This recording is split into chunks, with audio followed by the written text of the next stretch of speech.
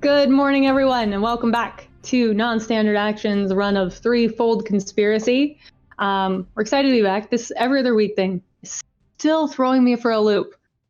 All week, I was like, is this a TFC week? Is this I a can't remember. thing? Do I need to prep? I don't know. And then Raft ate my weekend.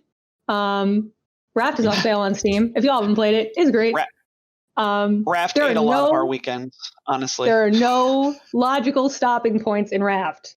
Do not start Raft. It's very much like Minecraft, right? When you start your Minecraft world, and it's like, okay, well, I'll play through a few days, and then all of a sudden you're like down at Bedrock. Yes, you found your first diamonds, but also you've given up like but now 12 hours of your day. Yeah. So yeah. I joined for like 9 hours yesterday. Yeah, I joined when I around like 2 p.m. with you, and then I signed off at like 1:30 in the morning. So no, I totally intended we were gonna play Raft for a few hours, and then I was gonna do my prep for today, and it was all gonna be good. 9:30, it's 9:30, and we're finally like, okay, we're getting off of Raft. It is time. We're done with Raft, and I did like an hour of prep last night, and then I got up this morning and did about another hour. Yeah. Well, because the thing is, how frequent is it that you get your friends together on a game and work towards a common objective, right? That's a magical thing. So it's the same reason that I didn't sign off for so long was how often do we get to do that? So I almost said, you guys want to just play Raft instead of TFC, but then I was like, no, because they're gonna say yes, and then it's gonna be like 4 weeks between. No. Nope. Maybe we can play it on an off week. But yeah, maybe on an off week. It's so easy for people to drop in. If you have a big group of friends who like to play co-op games, Raft is great for it because people can just drop in and out. Their join system's really great. But that's enough about Raft for one morning. This is not exact a whole, I still have problems with the game, but we can talk about that if we talk about Raft again. We'll talk about Raft later.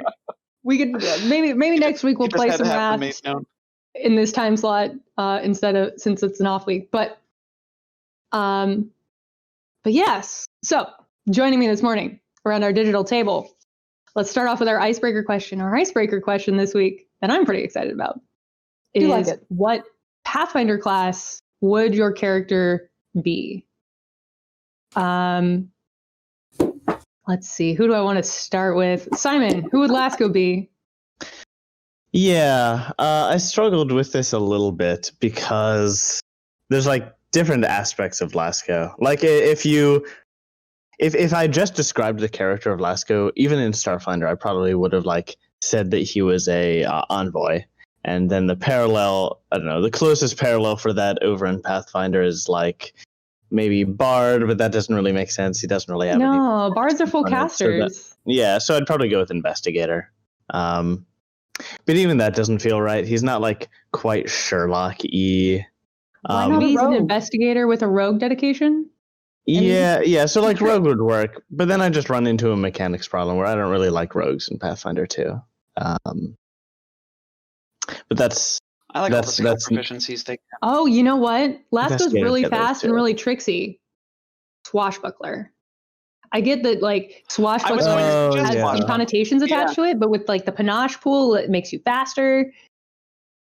Mechanically there's a match. Mechanically there's a match there, but thematically it's that works less well for Lasco.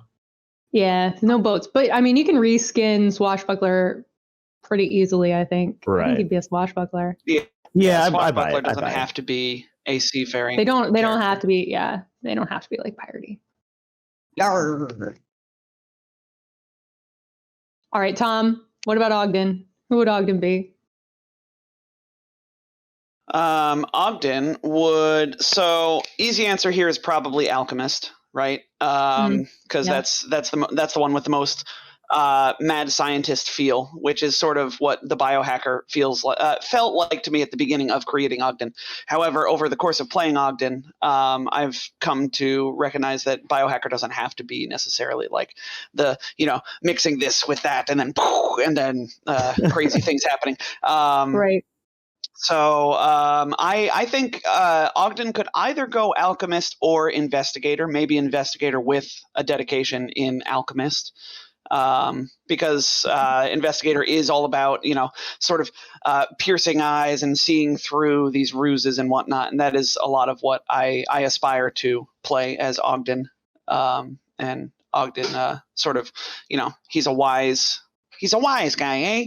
But like he's very wise, and so he knows he's good at reading people. So I think investigator would be a good fit for Ogden ultimately. Nice. Liz, what about Adelaide? I know you haven't played as much Pathfinders these days. Yeah, I mean, when I read the prompt, I thought that we were talking Pathfinder 1, which is the system Pathfinder that I 1 know. classes too. I mean, are there witches in Pathfinder 2 yet? Are. Yeah, Okay. which is shiny and new now. Yeah, I mean, if they're anything like Pathfinder 1, Adelaide would be a witch. She's all about making her opponents have a bad day and laughing about it. Yeah, well, and their familiars in 2 are really powerful, so you could get like Sparky full time. Yeah, I think we're right about Adelaide. Full time Sparky. I have some shiny new toys that Liz might like today when you guys get down deeper. Leif, what about Iris? Who would they be? Or what would they be? You're muted. You're muted, Leif. Double muted even. Well, obviously Iris would be some weird multi-class, probably mixed between investigator and fighter would be my assumption there. Makes sense. With with being a soldier, but with a steward officer archetype and that high charisma. So, which, being level 10, it's sitting around 17 now. 22, Very nice. I think. Yes, 22. I put the rulers away. We're not measuring our charismas today. No charisma measuring contests. Always. Yeah, that makes sense. I'm sort of half tempted to make you all make these Pathfinder 2 characters and run an off week one shot. Oh, that'd be hilarious. Same characters, just like alternate reality where they live in Pathfinder. I would have to play a lizard folk, of course. Of course. Pathfinder already has rat folk. I was going to say, does Pathfinder have humans translate, rat folks translate, androids They not so don't much. have Well, no, Yes, Pathfinder they 1 do. had androids. But Yeah, not Pathfinder- 2. Pathfinder 1 had androids. I guess there are conversion rules. Yeah.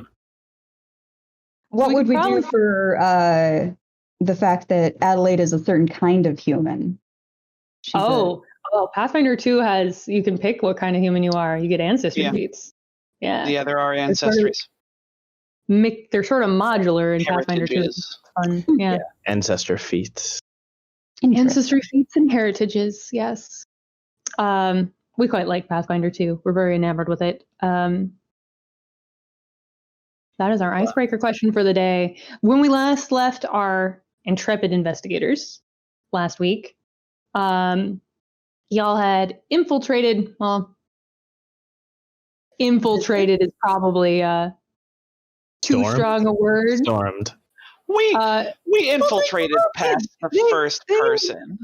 They walked you. They gave you directions to directly where you were going. It was just a trap. They walked into a trap.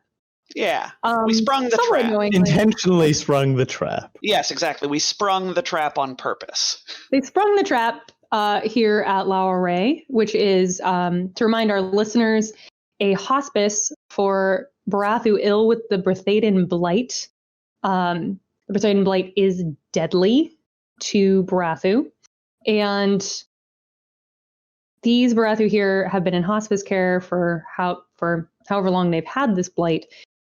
But recently, Jasarahai Navinci, the CEO of Gamut Bio, that the investigators have been tracking down, the one who went to Diorama R&D, narrowly evaded them there, made it off with something that they say is a cure for the Brethaden Blight, but it appears that their cure for the Brethaden Blight is infecting people with dyskepsians.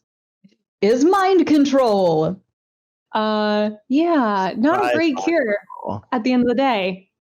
It depends on what you want out of your cure. Yeah. I mean, I mean, they're cured. They're not going to die. They're just part of the hive mind now. And to be fair, everyone you've talked to with the hive mind has been like, yeah, they seem really chill about it. Yeah. Yeah, they think that that's the best thing that's ever happened to them. But really, they is would that think bad? that. They would think that because they're being told to think that. Yeah, I was going to say. They're not thinking anything really. It's just the dyskepsians in their head thinking. But Tom, when you're happy, aren't you just doing what the chemicals in your brain tell you to do? Oh Don't boy, let's mess not with start me that. right Yeah, now, no. We're not going down that one. All right. But the big surprise was when Grays jumped out of the cabinets and tried to reapprehend our investigators. Super rude of them. I don't understand why they thought they could do that. We're level 10 now. Nobody tell them that. I mean, they're high level too. They were operatives, no less. Yeah. They were. Which is spooky. Well, that's not a surprise. Yeah, there's just more of them. There are more of you than there were of them. Grays invented the operative class. Sure did. Did they? Are Grays not just inherited operatives? I'm going to tell you guys this right now. This entire universe is just a hologram. The Grays are messing with all of you. You never actually left your tubes. Oh, the big reveal ruined. I would hate that twist so much. Oh my god. I'm just BSing you guys. I really hope. Maybe. Or is she? But I have not read the 6th book all the way through yet. So she would know. Or has she? Stop, I can't take this anymore. Know. Too many folds. Too many folds. You said there were 3. Yeah, this is getting more origami here. Has been betraying this whole time. That's the 3rd fold. Is there 4 folds? But we left our investigators fighting this Barathu bruiser that has merged from the patients that they saw in the courtyard earlier, who were in a standoff with more Greys. That Barathu is now blocking their way back to their ship, which is where they need to get verifier key. And all these boxes, if y'all can see the boxes on the stream, those of you listening at home, there are boxes all over this courtyard, and they're all full of etheric shards. Yay! Just blanketed the place. They are. Adelaide sees your fold and raises you a box.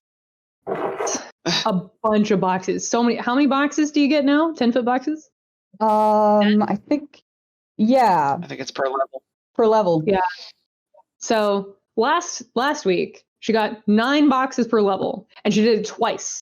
So there are 18 10-foot boxes in a courtyard that's, let's see how big this courtyard is for our listeners at home who can't see it. It is 55 by 55.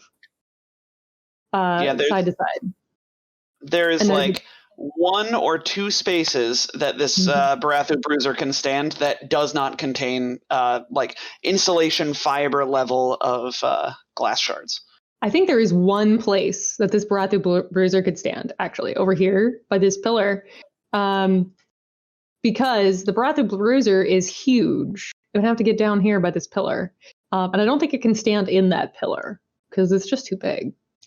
Yeah, I mean, they can just stand still, right? And then they have a fly speed. Damage. Yeah, they do, but the ceilings aren't that high. It's still a bubble. But you're right; they might be able to get above the 10-foot shards. But their priority right now appears to be guarding that door and just standing there and not interacting with Adelaide's shards. And we open with Ogden's turn. Oh boy. Guess we should have this. Hiya. I said thank you. So Ogden. So we've got that thing over there. Ogden is going to step up to the door, and I guess to try and, like, draw it out. Hold on, I'm going to turn the music down a little bit on my end. I'm not turning it down globally, I'm just turning it down on my personal Discord. Ogden is going to fire a dart at this thing, which I'm pretty sure I hit with a penalty to AC, because I see the shield break thing last week. Yes. I do. Yeah, it's got that -2. It is 60 feet away, which should be good for Yes. you. Yeah, I've got a big boy pistol. It is an injector pistol, though, because that's what we use as biohackers. You can even make it at 55 right to the corner there. Oh, there's no need for that. I've got a 60-foot range. So Ogden is going to fire a single shot. This is going to have a medicinal in it. We are level 10, right? Mm-hmm. Yeah, we're level 10. So guess what? I have tier 3 medicinals now with my free medicinals. Yeah, that means not 2d4, but 3d4 of sedatives are going into this Barathu. Oh, I So I've built it up enough. Let's fire. You guys keep leveling. Why do I keep giving you levels? I should stop giving you levels so I can murder you. 32 That's absolutely 32 to hit for hold That would bad be thought. +8, so 25 points of piercing damage, the last 8 of which is non-lethal. Heckin' rude. Do you have any like swift actions or anything, or are you all good? I think that's going to do it for me. Right, Iris. You've got a real problem being a melee in that this entire room is full of shards. It's all knives. They're all All invisible as well. knives. So, are you sure they're even there? Yes. Yes. I think Iris has probably seen Adelaide cast this spell enough times. He knows what's up. Yeah, Iris knows what's unfortunately, Iris, something strange you all notice happens to Iris. Their circuitry starts to glow brighter and brighter and brighter until all of a sudden it just kind of flashes, shuts off completely, and Iris kind of does it like a head slump thing. Snaps up about 2 seconds later, and you hear like an audible like ping rebooting, and they kind of look around the room and say, "What is going on here?" Oh no. That's new. What do you last remember? Not this place. Oh, well, so see the Barathu over there? Yes. The big one is going to try to kill us, but is mostly just blocking us from our ship. It is infected. This Barathu, she points to the one in the room with them, is an envoy for the... crap, I've forgotten the name. Conflict. For the Confluence, and is our friend. We need to get them to the ship. Okay.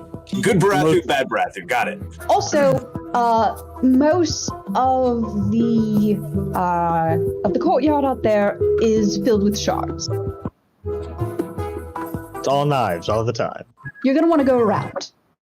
Oops, all Or use a gun. Or use a gun. Oh, is Leif frozen? It's the ending into it that's the bad part, right?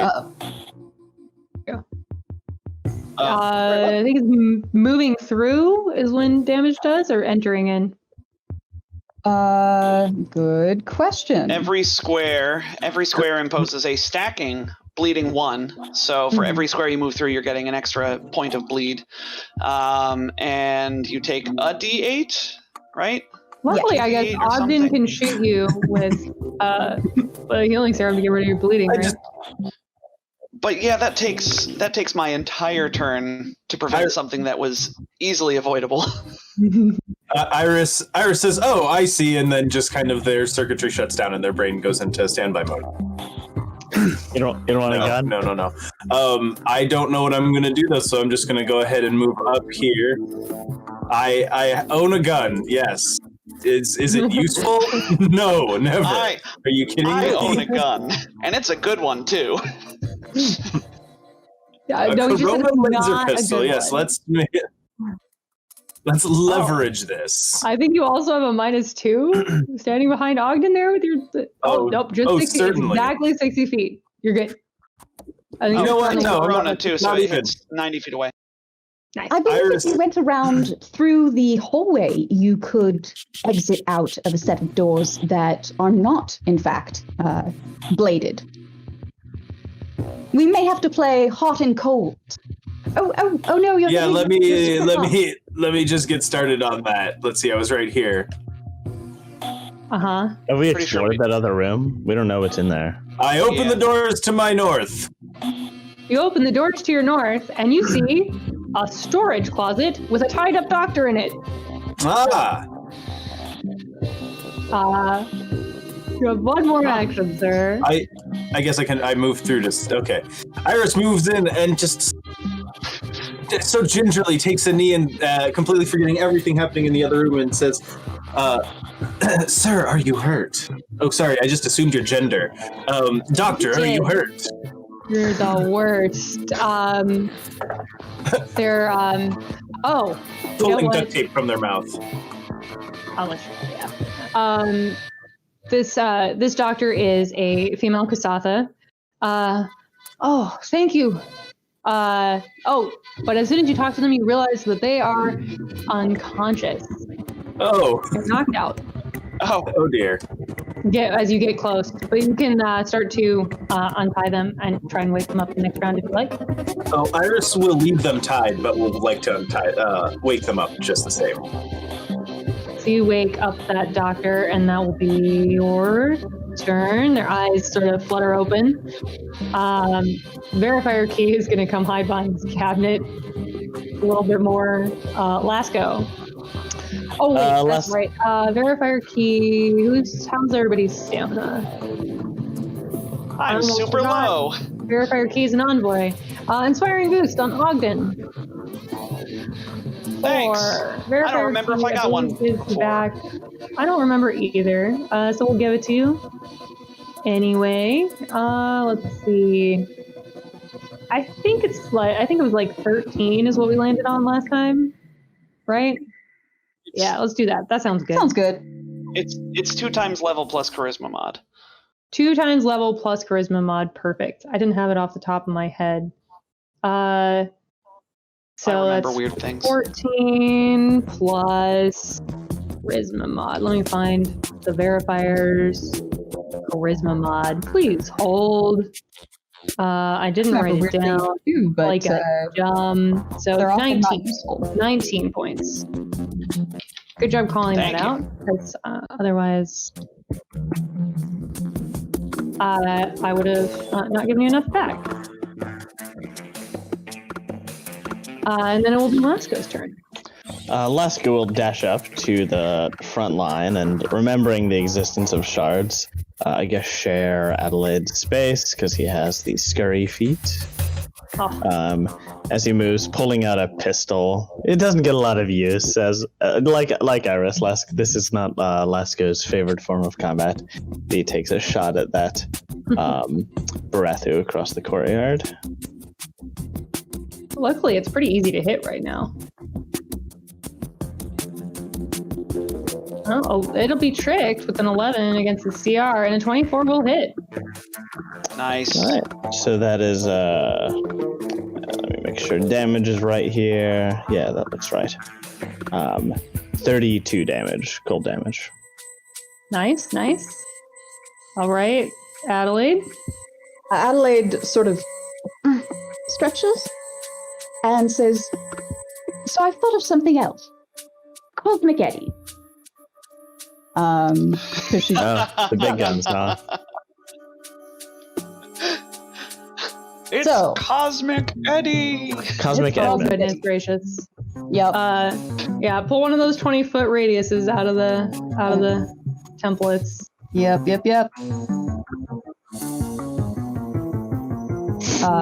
Did I drag it correctly, or what am I doing? Oh, here we go. Yay! Oh my god, There this you is big. Yeah. Yep, that is the thing.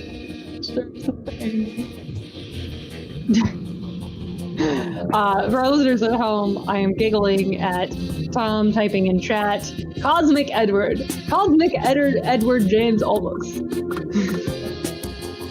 I am laughing at how my brain goes. and I'm laughing at how comically large a 20-foot radius is. It's pretty big, yeah. Yeah. It's a radius, not a diameter. Everyone forgets. Yep. Mm-hmm. So the Barathu Bruiser will need to make a reflex save. Ooh. Oh, you should have Which told me you were will doing fail. this. I would have given them half speed. Oh, I'm sorry. They already have half speed. But it stacks. Well, yeah, I'm just saying. It's okay. Okay. That's going to have a duration of 10. I'm just going to put it here on the bar for that. I'm going to make a bar. It has 10 rounds. So you can decrement it easily. Small unattended items, no more than light bulk, are also thrown around in the eddies area, which probably includes all of the water in that fountain. Oh, yes. Probably that fountain is going crazy. There is a massive storm happening in that fountain. Yeah, flying creatures must attempt an acrobatics check to fly. Oh, no. Okay. It is. Did it make its reflex save? Knocked prone. Well, it's already knocked prone because it failed to save, so it doesn't matter. It might try to fly again later. It is on the ground and heavily damaged. Nice. Yay! Okay. Okay. Like, do anything with your move action? No, I mean I'm good. Let's see. Yeah, so that was 4d6 damage. So Yeah, 22. it was in there. 22.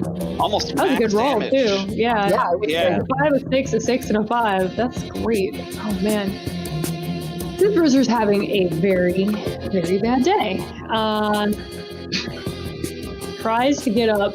I suppose it doesn't really have a land speed. What do you guys think? A Baratheon trying to stand up to Cosmic Eddy doesn't need to make an acrobatics check since it doesn't have. I don't think it even has a land speed. It does They not. could use their swift action adaptation to give themselves a land speed, though, if they're that kind of They Baratheon. could. They've already. You know what? They're just gonna stay on the ground and throw rocks. Throw 2 rocks at Adelaide because heck that caster. 16 probably misses. Yeah. Adelaide realizes she should have used her move to close the door, but she deserves this. 16 misses, but a 31 I imagine hits for 20 bludgeoning damage. Yikes. Okay. As it throws a couple of rocks at you from the other side of the room. Ogden? That's fair. Yeah. You made that thing have a very bad day. It's not happening. Oh, I'm giving it a terrible day. Yeah. Ogden, says as an aside, excellent work, Miss Forthwith. You've really got it pinned down now. And then he shoots with another sedative. This is probably with the -4 penalty if it's prone, but it's got a -2 penalty to its AC, and it's flat-footed because it's in the knives and all that, so it works out. Yeah, it actually 20 plus... evens out. Ugh. 25 points of piercing damage, the last 5 of which is non-lethal. Oh, goodness. And that's my turn. All right. It's probably got Iris. 6 more rounds on that shield break. The rest of its life. Yeah, Iris is waking up this Kasatha. Oh, yes, that's right. You are in the closet. The Kasatha wakes up, in fact. Sorry, you've gone to a completely different part of my adventure. Just doesn't seem to be anything for me in that other part of the adventure. Sorry. Never split the party, Leif. Thank always goodness split you the party. found me. And that's about combat banter, and you can banter back, I suppose, a little bit. In 6-second increments. Yes, in the 6 seconds that Iris has with this person at this point, at this juncture, is going to check for any serious wound. Make sure they're not, in danger of bleeding out or anything. You don't immediately see any, but you can give me a medicine check if you like. I sure will. You're going to love it. Here it comes. Someday roll 20. Someday roll 20. I have a Discovery music. A 19. Other than some bumps and bruises, maybe a mild concussion from being knocked out, they appear to be all right.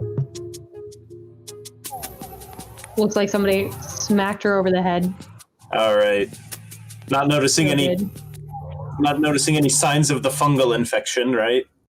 No signs. She of didn't wake up and it. immediately just smile and say everything's fine. So she must not be. No.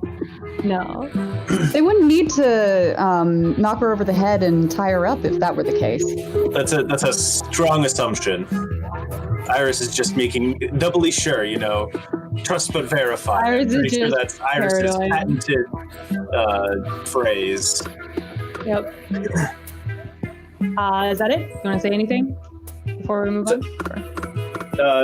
Iris just kind of puts a one finger to their mouth, shh, just kind of like with wide, terrified eyes. Okay. The Xatha sort of nods quickly. Verifier key, without anything else to do, hides by the cabinets. Lasco. Lasco will take another shot. Giving the Bratho half speed in case they decide to move. Oh, that's a trick with an 11 once again. Oh, it always Yeah, is, right? I can just. It's always going to be 11 now. And that's a hit. You destroy that Barathu. Unfortunately, Nice. there are still 9 more rounds of Cosmic Eddy before you can cross. That's okay. You guys can wait. Me dismiss. Yeah, or I can or if you give me 2 rounds, I can dismiss it all. Yeah. I'm going to take you guys out of initiative order. So Adelaide can absolutely clear all Just this hold on. stuff out of the courtyard. Mm-hmm. Let me make sure that everything's cleared up. Make it hospitable again, as it were. Iris is gone. We should find Iris. Lasco tucks his pistol back in his holster. He doesn't keep it in his cheek pouch. Not dignified enough. No, not nearly dignified enough. Lasco doesn't use his cheek pouches. It's too gross. I don't think Yosoki cheek pouches are gross. He also gave them No, up they're- as a racial feature. There we go. Fair enough. Because his cheeks are just too small. Good thing. While these guys are clearing up the room, in the 12 seconds of Iris has been kind of like listening. Hears the sounds of combat subside, and then turns to them and says, "What were you doing in here? What is your name? What are you doing in here? Can I trust you?" I'm Dr. Sequoia Rivas Bo Khalida. Thank you for rescuing me. I've worked here for several years, tracking the progress of the infection and generally making patients as comfortable as possible. Everyone here deals with their fate differently, but on the whole, most do so calmly. They know that merging with others only spreads the infection further, otherwise the blight isn't contagious. When Jisara and Navinci arrived here several days ago claiming to have a cure, I was immediately skeptical, even after they presented a report from Diorama R&D confirming the research. The treatment seemed vague, and Navinci insisted they be the only one to administer it, citing proprietary information. I voiced my concerns to LARA's board of directors, but many of them were excited to try anything that would cure the blight. In the end, a trial period was instituted, and 4 Barathu patients volunteered. Navinci performed their miracle cure in secret, I might add, and the results were amazing. The next day, the blight's symptoms had receded, and the volunteers appeared to be getting better. The success was reported to Bertheta, and Confluence decided to send Verifier Key here to authenticate the cure. But I noticed the volunteers were acting odd. While they were still quite friendly, they didn't seem to enjoy any of their usual leisure activities. It's like they were just going through the motions. Just hours before Key was to arrive, I mentioned this to Navinci, and they knocked me out and stuffed me in a closet. They were a fraud after all. Yes, that's not exactly in the spirit of peer review, is it? No. Oh, I guess we found Iris after for this monologue. Oh, sorry. Yes, you probably got there halfway through. That's fine. Yes, they were. Iris has the doors in the storage closet standing open. They were a fraud. Those people were infected with something.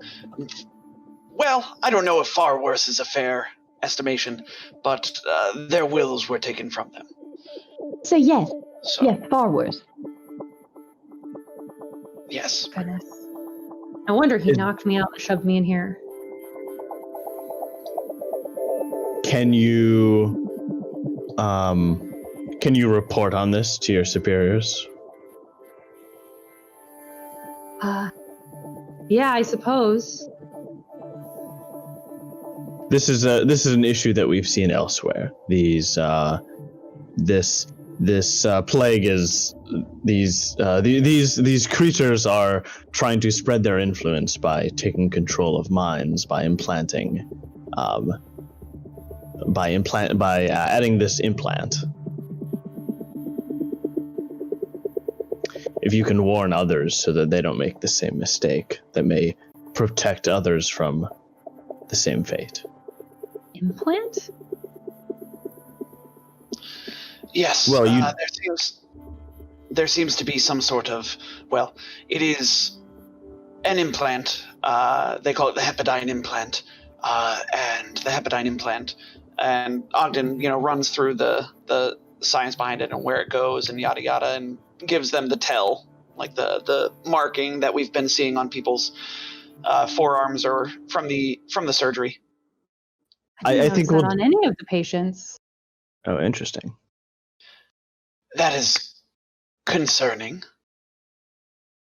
Maybe they have another form of administering it. The implant Ogden. was for their first experiment. Were we able to detect it on that doctor? Which doctor? Sorry, the one wearing the cute little lab coat that was basically a sheet. Oh, no. Navinci. There was mycelium, but there was no implant.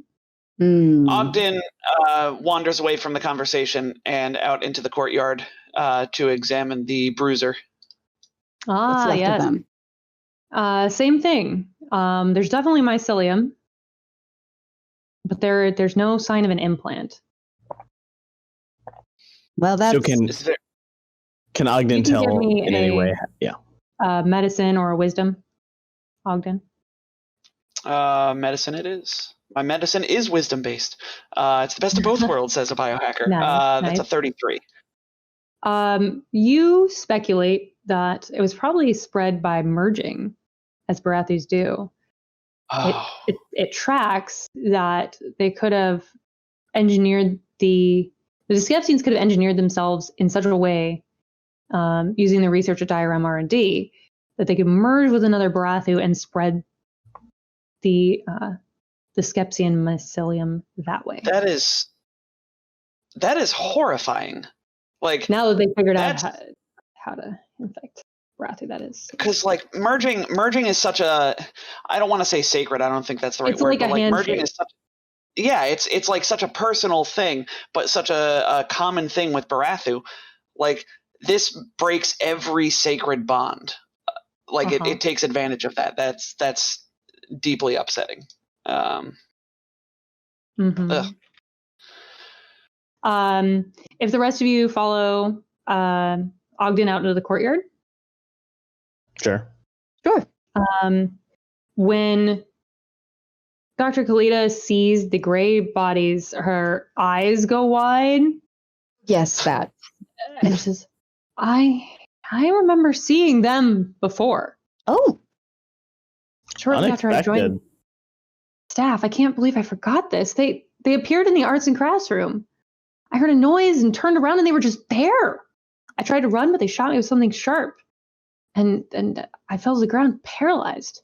Before I knew it, they were standing over me and I was on some sort of table. I remember intense pain and confusion. And then suddenly I was back in the arts and crafts room, sitting in one of the chairs.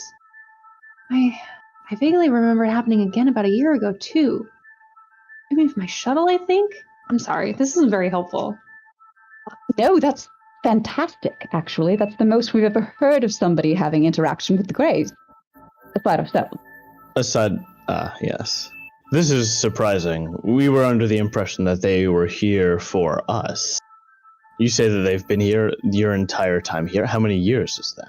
I don't know. You guys can give me an intelligence or a wisdom check.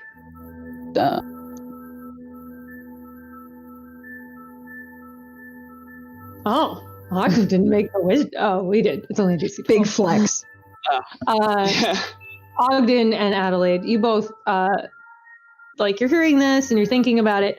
There's no way these Greys came from a ship orbiting the hospice. They probably have some kind of a concealed hideout nearby, possibly even within the facility. And they could move through walls. I do remember stuff like that.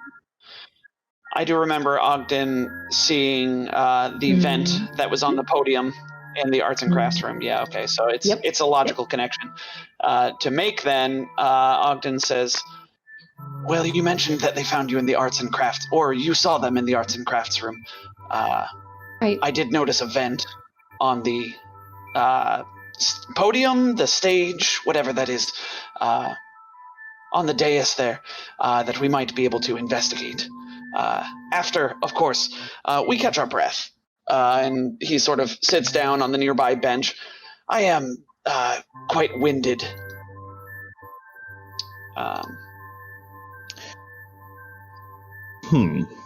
Lasco So you sort guys of take a paces. break? Yeah, we'll take a break. Lasco will pace back and forth. Then, why would the Greys have a base here? Have they been watching the Dyskepsians do their work for years? I don't know, but we really should make sure that the verifier gets to our ship. Yes, of course. Right this way.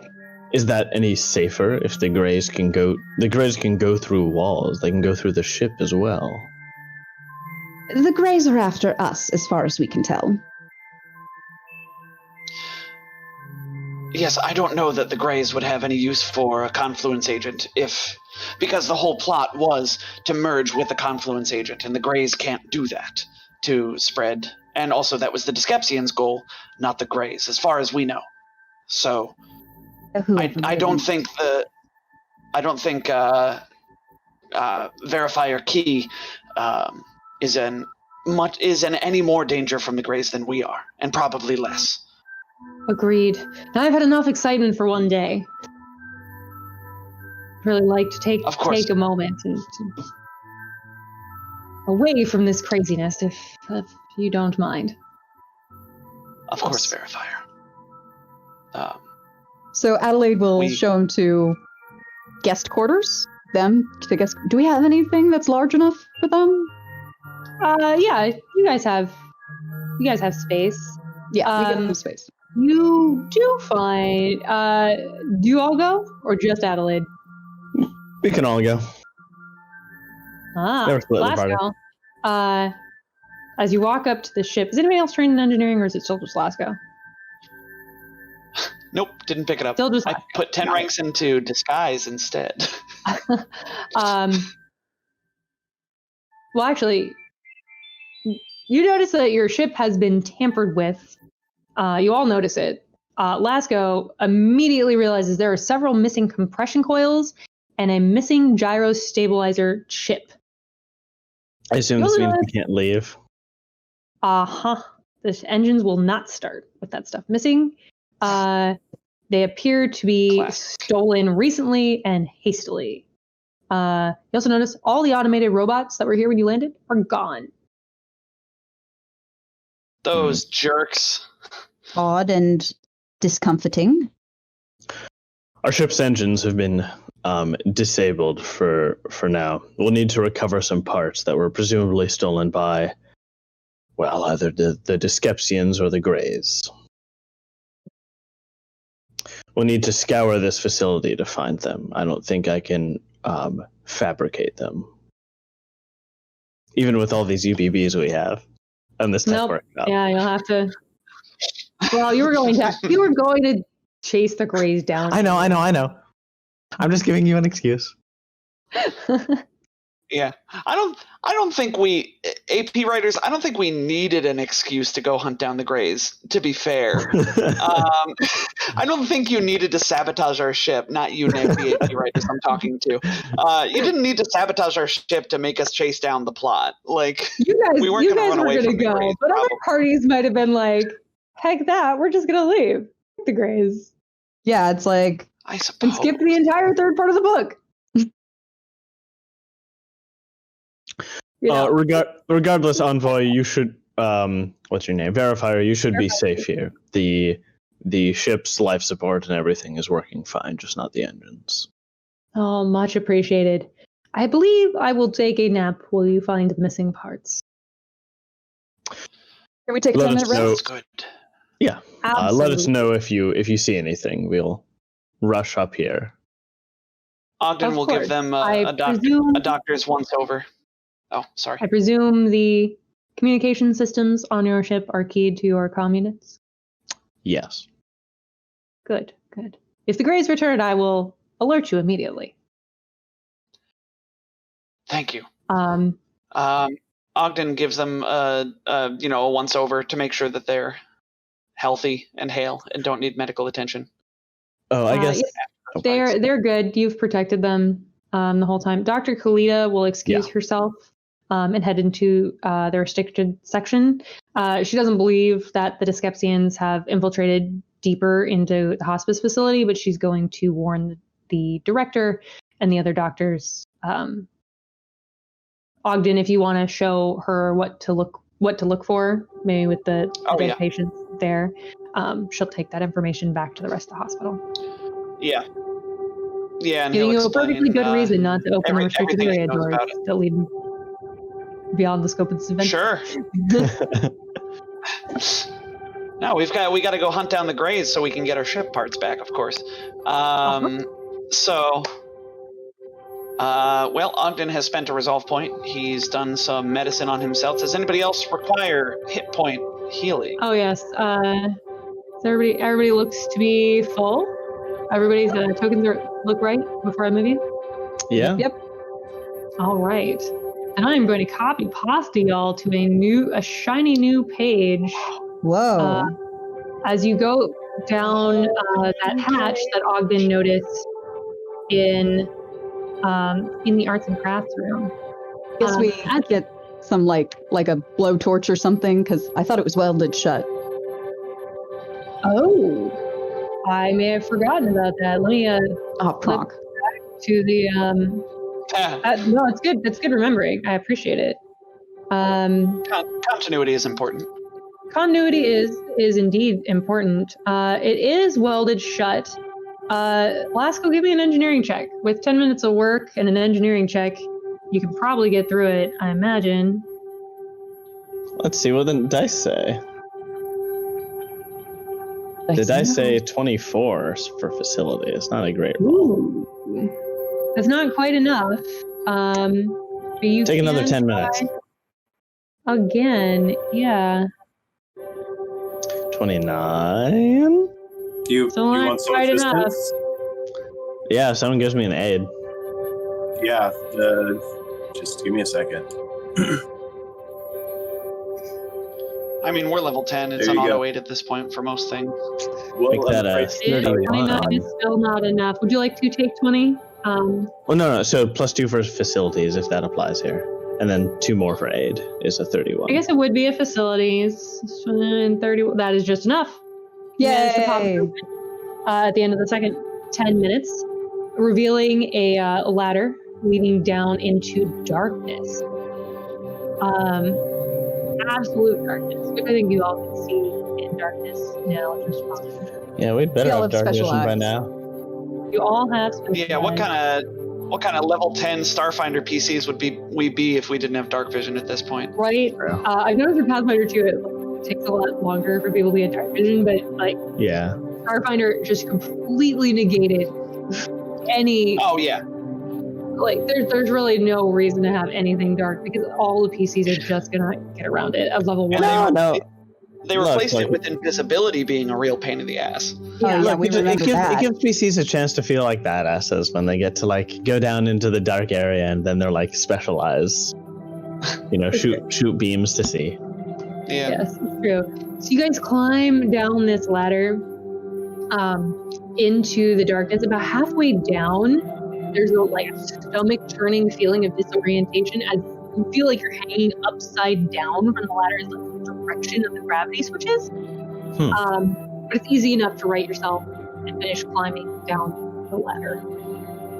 Well, I don't like that at all. Into an unadorned room containing only a few doors and a large floor hatch, the one you just came up through, oddly enough. One door leads to the south, and 2 doors lead...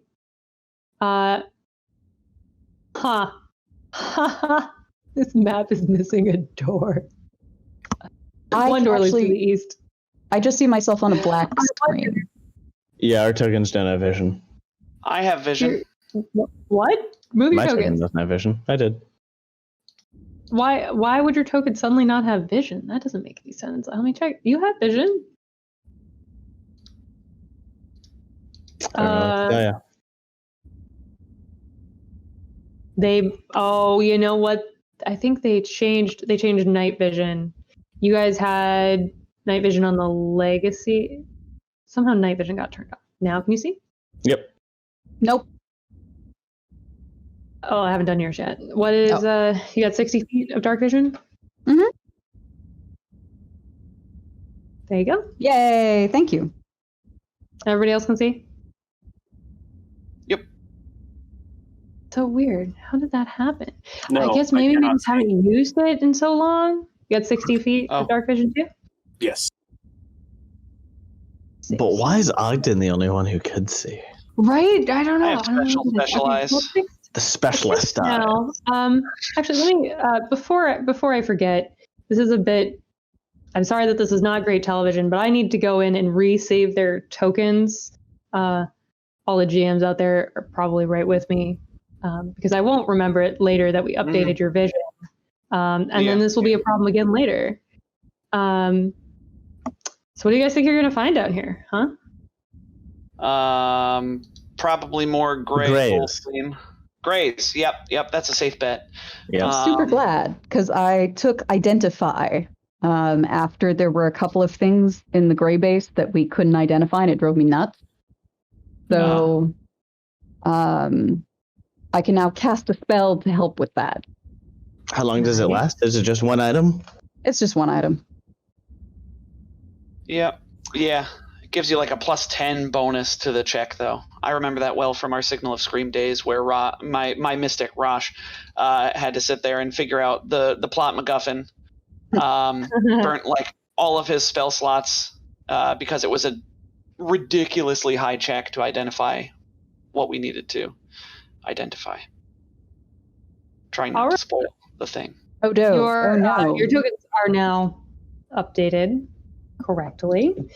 How would you like to proceed? Well, X-ray goggles. Yeah. Ogden steps up to this door to the east here and uses his X-ray goggles to Which I like to imagine like 3D glasses, paper ones. But see, I like it like a big headset. Like almost like a VR headset that he has to like lower down onto his eyes. Sadly, all the walls in here are too thick. He throws them in the trash. No, look, just use them in every dungeon. One in every 10 dungeons. Hey, dude, the one time you guys didn't use them, you could see through all the walls. That was very nice. Yeah. So it's worth it to check. It is. All right. Let me see if Gray's base happens to be built of, metal. Greys are aware of X-ray goggles. Yes. Gray's invented them. All right. Yeah. I guess Laska will try to stealthily peek through the door. I will step Let's out of the way. the east door. Man, we're lucky that they put doors in this thing, Yeah. since Greys can. Well, they've got a. Oh yeah, they don't even need to like handle prisoners, right? Because they can pass on their incorporeality to others. Yeah. It is very strange that they have regret to do that. Super strange. Should I? Peek through that door. 24. A nat toot. Toot. It's still more than the perception of the gray on the other side of that door. I see it. You do see it. There are engineering workbenches lining the walls. A set of steel cabinets stands against the far south wall, although you can't see it just yet. And an L-shaped bench occupies the center of the room. There's a door on the other side that you can see. The gray doesn't see you right off the bat, so you're going to get a surprise round. But we are going to roll initiative. Fair enough. Unless you're closing the door. I don't think you are. Could Ogden roll a stealth check to participate as well? If you all roll stealth checks, I'm going to check them all against the grays. Yeah, but presumably like the ones. So it's all or nothing, or. Well, you can either be in the surprise round or not. Right, but can we all roll to try to be in the surprise? If it sees you, then it's in the surprise round. Adelaide is not going to try. I see. So right now, like I'm not sure. Like, I don't know. This is an interesting rules question, right? Yeah, like, I don't all roll stealth, and it sees one of you, then it's in the surprise round. But it didn't see last. So, yeah. Round. And this is a problem that Pathfinder 2 solves by just letting you roll, like by making stealth just an initiative roll. Yeah. Yeah. Because I mean, the problem here is it penalizes characters who take stealth, because stealth is so infrequently used in general because of this exact situation, right? Because moving as a group using stealth is next to impossible, because what party actually all has a good stealth score? But then the characters who have a good stealth rarely ever get to use it.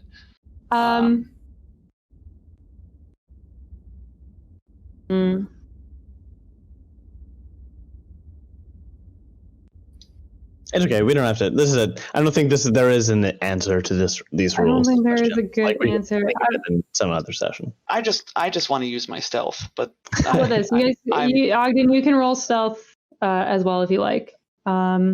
And if you get higher than the gray's perception, you can act at the surprise round. I did. I got a 30. Yay! Well, I still need your initiative, though. Right. I guess Adelaide and Iris can also have the same chance, just for the sake of fairness. No, Adelaide is going to let the sneaky people take care of it, and they'll let her know. Okay. Leif, do you want to see if Iris can sneak into that surprise round? Absolutely not, no. Okay. In that case, in descending order, Glasgow, you get to act move our standard. Yeah, so assuming we're going with the new quick trick rules, Glasgow probably pulled out a gun to take advantage of any surprise round that would happen, so he will take an opportunity to shoot that gray. He is a capable, experienced adventurer who opens a door without pulling a gun first in a gray facility. It's true. We'll just make him flat-footed. You can try. Oh, you're right. It might be an operative that's higher level than me. Nope, not in this case. And if you hit... That is a 35 damage cold. Ow! All right, Ogden, you also get to action surprise round here. A mover standard. Ogden would like to peek around this corner and fire a dart. I'm just going to move myself. I'm going to teleport through the wall so I can actually see what's going on. I actually did put doors on this map for you guys because you've been struggling with it. There's still a pain in the butt to remove. because I have to switch layers and delete them individually. But Thank did you. it because I am a kind and benevolent GM. You are, yes, we are not worthy. Ogden fires a shot over Lasco's shoulder at the gray. We're going to make this a sickened shot. Yeah. Sickened and -2, or half speeds, rather. So, projector. Of course, it's not a full attack. 22 versus KAC. Will hit. Nice. 19 points of piercing damage, and that person has the sickened condition and half movement speeds. Goodness. All right, we'll use the snail for half movement, and I'll just mark. Oh, I'm gonna put it on this token because there are 2 of them in the trash sheet. All right. Top of the round. That engineer gets to go.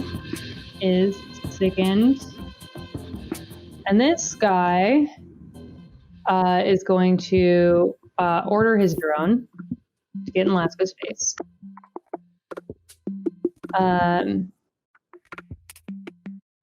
Did mechanics have to order their drone at the end of their turn or the start of their turn? Anyone remember? Technically, it has to be at the end of the turn.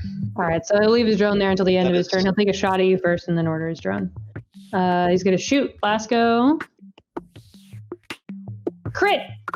Oh no! For 19 electric damage, and I need I believe it's a will save. Dear. Resist 4 of that. Of course it's weird. It's the grays. Of course it's weird. That's the spell. And will save, you said? Yes, it is a will save. That is enough.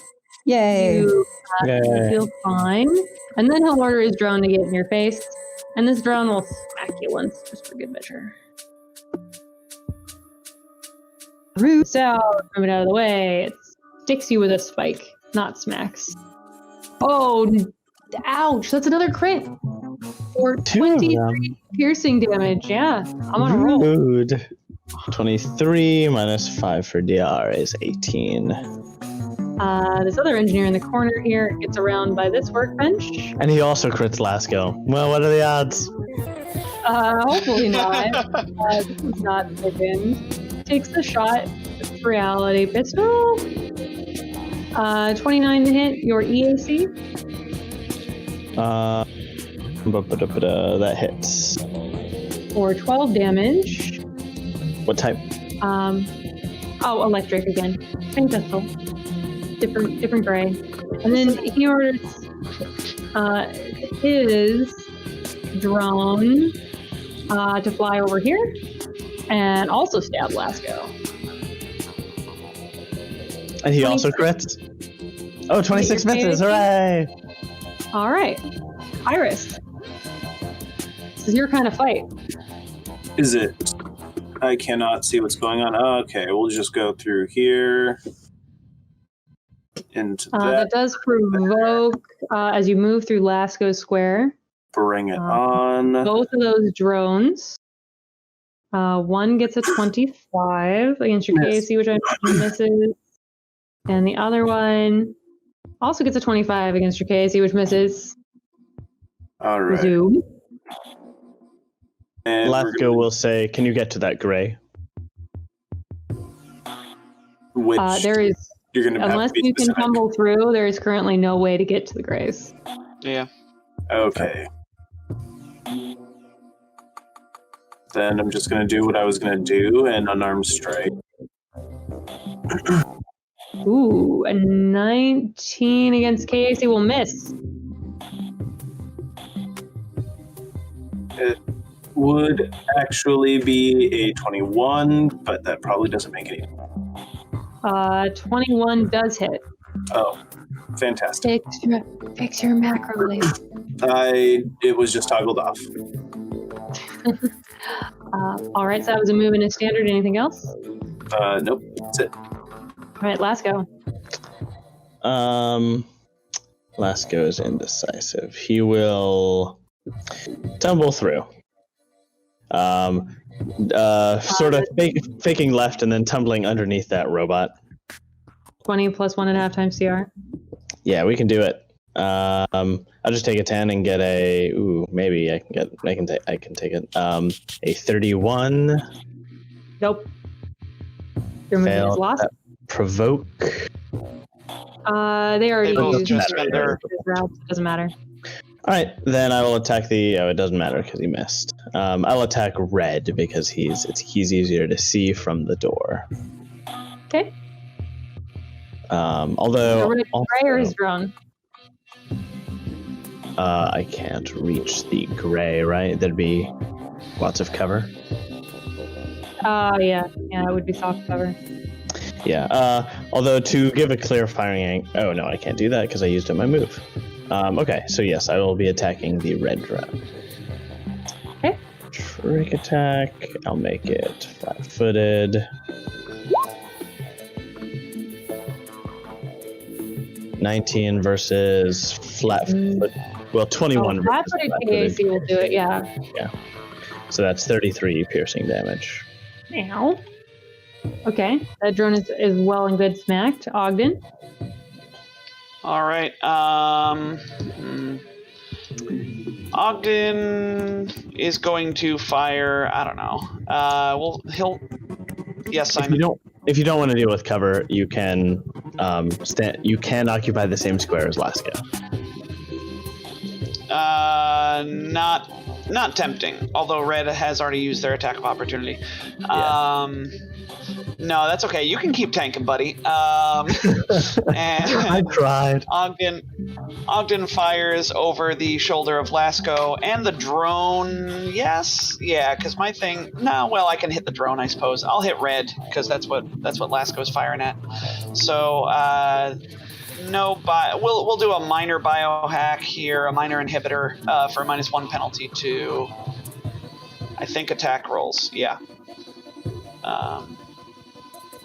That's a 32 to hit the bot, which I hope hits, for max damage of 24 piercing damage to that red drone. Nice. And I end my turn. Awesome. Adelaide. Adelaide will finally step up and see what in blazes is going on. Ah, yes. No, that makes sense. Well. Adelaide will cast Ectoplasmic Snare against this red-gray. Let me just... Look at all these 4th level spells I have now. Ectoplasmic Snare is actually 2nd level. Eruption is the 4th one. Yes. Make an attack roll against the EAC. If the target fails, it takes 2d6 bludgeoning damage each round. Right, but first you need an attack roll. Right. A ranged attack roll. Sorry. Oh, no. Rolling a d20 is not going to work. Good roll, though. That was a good roll. 13 plus 10 is Base 20. bonus plus your dexterity modifier. Base attack bonus this level is not 10. It's 6. 6. Her dex mod is 3. So it's a 19, and you're aiming at a red-gray. It's gonna miss. Red-gray is flat-footed. Red-gray. No, he isn't flat-footed. I was gonna say, when did you flat-footed? Oh, hold on, he is second. Let me toggle that. Nope, it doesn't affect CAC or KAC. Base attack bonus this level is 7 for Witch Warpers, not 6, like I said. So it's a 20. 20, which is a hit. Versus Yay! KAC. Just had to do a little bit of math. Then he gets a reflex save.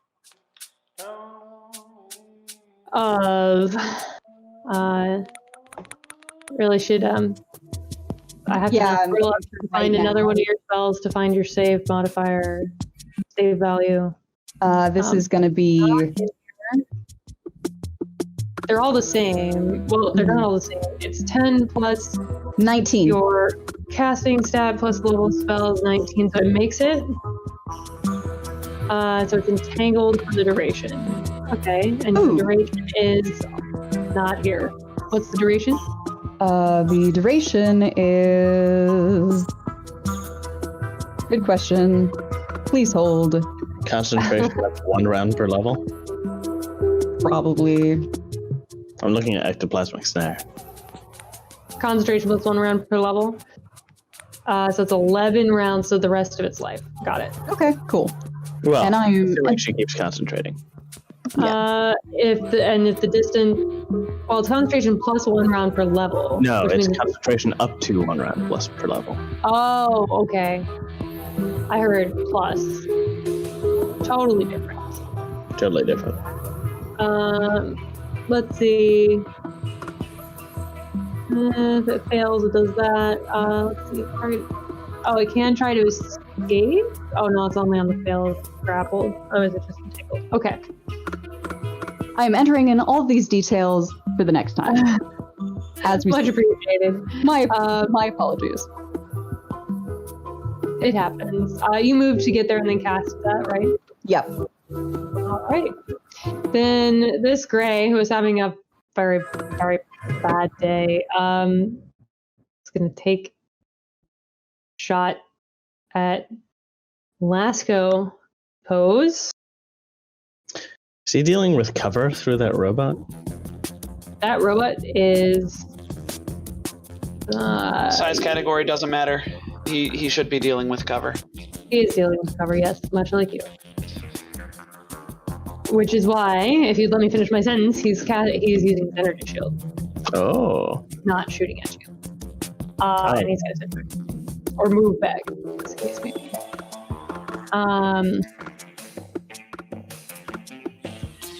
The one in the back is still feeling pretty good about life, so is going to take a shot at Lasco. A 32, I think, will still hit. 17 electricity damage. Yeah, that's 17, you said? 17 electric damage, yeah. And then we'll order... Oh, they both should order their drones to do the thing, which they do.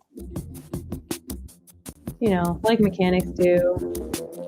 Where's their drone? Come here, drone sheet. There it is. There, I have them named Gray Engineer and Gray Engineer's drone, so I have to click both of them every time. I'm dumb. They have to they give up their... So the second one gives up their move action to give their drone a full turn. The first one doesn't. So the red one's going to stab Lasco once. It's a 23 to hit. KAC for 12. And then the blue one's going to try to full attack Iris, which is a terrible plan on its part. Does a 22 hit your KAC, Iris? Iris is not there. What? I'm Yeah, certain I just see a chair. that misses, though. That does miss, if I remember correctly from last week. It's Iris' turn. Where is Incredibly, Liz? I don't know. Iris delays. Lasco. Lasco will try to finish off this red robot.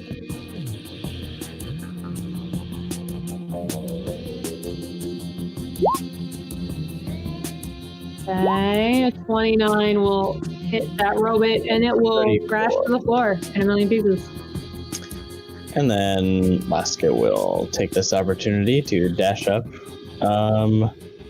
next to these engineers. Oh no! They don't like that. They don't like that one bit. Ogden. They can step away.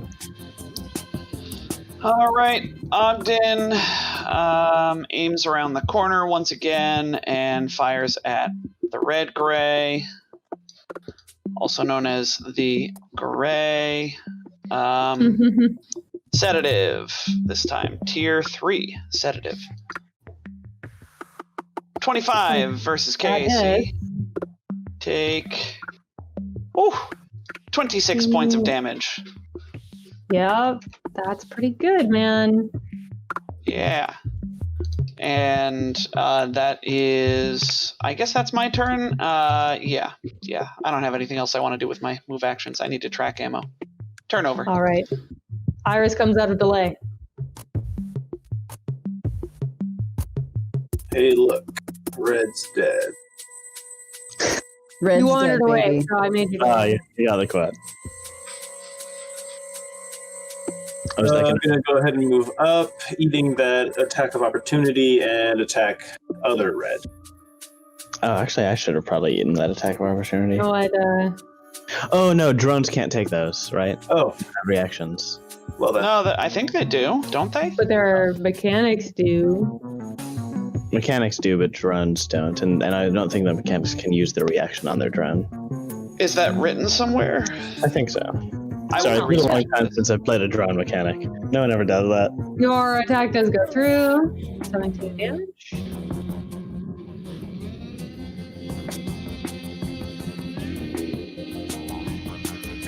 All right, Adelaide. Woohoo! Adelaide. I've been derping these grays.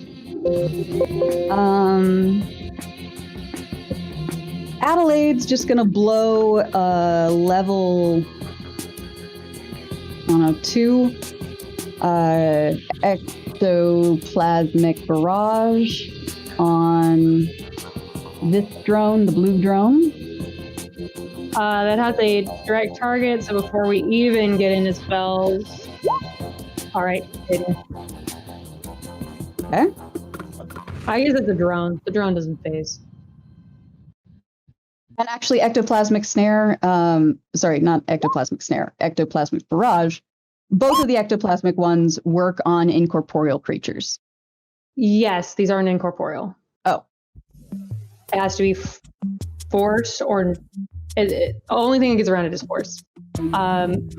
Because it's not incorporeal, as in you can't hit it. It just has a miss chance. So it's different. Fair. This ability is phase. It's not incorporeal. It's the grays, they're 25 weird. though will hit for 14 damage. Wait, which of these are you hit to? The second one, the ectoplasmic barrage, not the snare. Okay. Also, I can drag blue. Red is dead, right? Red's drone is dead. Yes. Okay. Who remembers which gray I targeted with the snare? Because I don't. Red. Red. The red gray. I could. Would you like me to drag him away? Second attack, I believe. I'm sorry? I think you get a second attack. You're targeting 2 creatures no more than 30 feet apart. So you hit the drone. I think you need another attack for the second grade. Does that track you guys? Sorry, I'm desperately trying to figure out if drones get an attack opportunity. What was the question? They don't. We didn't give it them never one. lists it. We didn't give them one. And I'm not targeting anybody else, just the blue drone. But, Okay. so sorry, rules question. When you concentrate, does that mean you can't cast any other spells? It takes a standard action, which generally precludes you from most spell casting. Yes, you can concentrate on keeping the red, gray ensnared, or you can cast an ectoplasmic barrage. Yeah, well, if you concentrate, you don't just keep him ensnared, you can move him, right? That's part of what ectoplasmic snare lets you do. That said, I think he's in a pretty good position right now. Yeah, he looks pretty downtrodden. So I'm just gonna, I'll let go of that snare and barrage the drone. All right, sounds good. Yay! Thank you, everybody, for your patience. Spellcasters. High level spellcasting is it's complicated. It's true. Yeah, it's a tricky. thing. This gray is not having a good day. He pulls a knife. Oh no! He's got a knife! Wait, I have a gun! What Better do you have yet, there, Gray? A knife! No! better yet, he's just gonna reach out and touch Iris. In fact, he's gonna try to touch. No, he's just gonna touch Iris. Just the once. That's a crit. So he definitely touches you. I need a will save, Iris.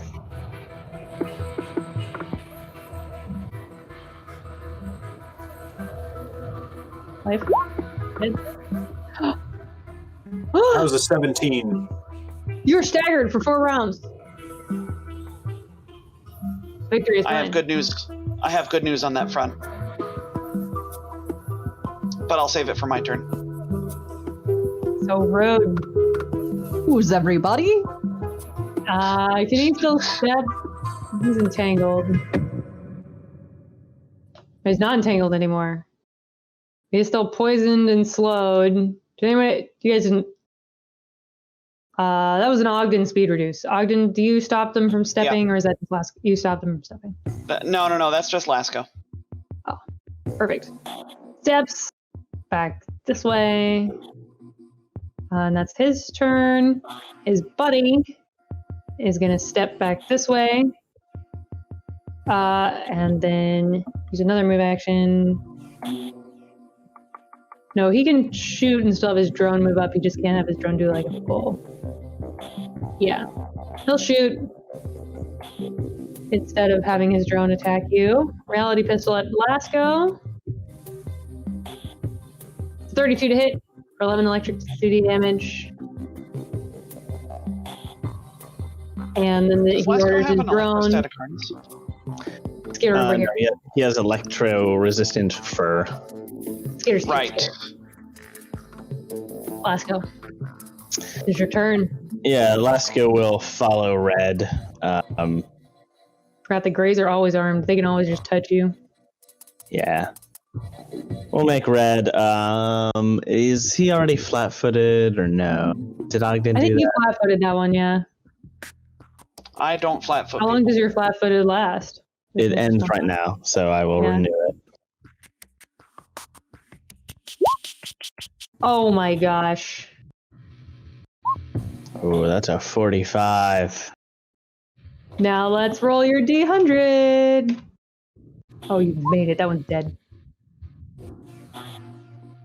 Boo. Wait, why is there a D100? Because of phase. Greys always have a 20% miss. Oh, yes. Forgot about that. And I've been nerfing them by forgetting to roll it because I'm a bad GM. Yep. No. Gotta leave yourself a note. I mean, it's on all their character sheets. That is a note. I have a lot of things, and it's very early in the morning, and sometimes I forget. Yeah. Anything else? That's my turn. I had to step. So. Ogden. Hi. You know what Ogden's going to do. He's just going to stay exactly where he is, because I'm pretty sure he's still got a line of sight. Oh, yeah. Yeah, I think you can see that one. It's a just blue. barely around the corner. Yeah. Or at least the drone. So, Ogden shoots... Yeah, Ogden's going to shoot the drone. He's going to shoot it with just a regular old darty shot. That's a crit, mother that's a trucker. crit. It's a construct, right? Are drones? No, but I don't think that's a thing with all drones. I think that's a thing with constructs, not the other way around. So it's going to take. Drones are constructs. Yeah, but I don't think all constructs are vulnerable. Constructs. I don't think all constructs are vulnerable to crits, right? Or is that in the construct trait? I think they are. In construct immunities. Let me pull up construct immunities. I'm pretty sure they can be crit. They can't be like mind affected. Crits are good. Good, like they're vulnerable? You can crit. You can indeed crit. No, they're not vulnerable, but you can crit. Okay. Then they take 32 points of piercing damage. Yeah. No. And I end my turn. Again. You know what? Actually, hold on. I take it back. Ogden will duck in. Is this like a bench or something here? This little L shape on the ground? It is, but you can sort of stand in next to it because it's a bench, so it doesn't go floor to ceiling. But like. Oh, well, that's okay. Ogden wants to take cover behind it. Sort of. He ducks in and like crouches behind the bench, like in the middle of the room. Yeah. Yeah, you can get behind it underneath. Like in a Mass Effect game, whenever there's something at waist height or precisely, it's always. Or Gears of War. Gears of War, where you just sort of slam into cover, right? You're probably down pretty far because Greys are Lasco size. And that is a work that's designed for Greys. In fact, Adelaide, Iris, and Ogden, your heads are probably like almost touching the ceiling in here. Yep. Everything is Grey sized. Lasco is fine. Lasco feels right at home. Actually, these rooms are a lot roomier than Lasco prefers. Iris. Adelaide considers breaking off the heels of her shoes. She could buy new ones. She can feel her ponytail like brushing the ceiling. Oh, hate that feeling. Iris is just ignoring these drones today. Ah! Oh, wait, hold on. I'm staggered. No, wait, am I not staggered? You are staggered. You are staggered for 4 rounds. Oh, I forgot about that. Yeah. All right, so I move, and that's it. Ogden now sees this happening and sees that Iris is kind of staggered. And this will give him mechanical reason to shoot Iris with medicine next turn. All right, Adelaide. Adelaide will... Oh, now I need to step into the room. Oh, I hate that. But she does. She'll do it. And, ectoplasmic barrage worked fairly well on that drone, so she's gonna hit the blue drone again with it. Whack. So, give me a miss chance. Yes. Unless the 18 doesn't hit. Oh, an 18 is not good. Yeah. Not gonna hit Against anyway. its EAC? No. Damn. You could try though. She stamps her foot. On its turn, we'll tick down. This is buddy the staggered Iris. We'll tick down. Iris is staggered. It's gonna step here and open the door, which is a full turn, and then it will order its drone to take a stab at Iris. Just one with its spike. Stab. 21 to stab Iris. No? No, that'll definitely miss. Lasco? Lasco will stop talking about Simon will stop talking about Lasco in the Twitch chat and will take his turn. Rushing after the Is that what gray. you're all doing? That way. Rushing after the gray and stopping him from escaping. We'll use the slowing trick attack.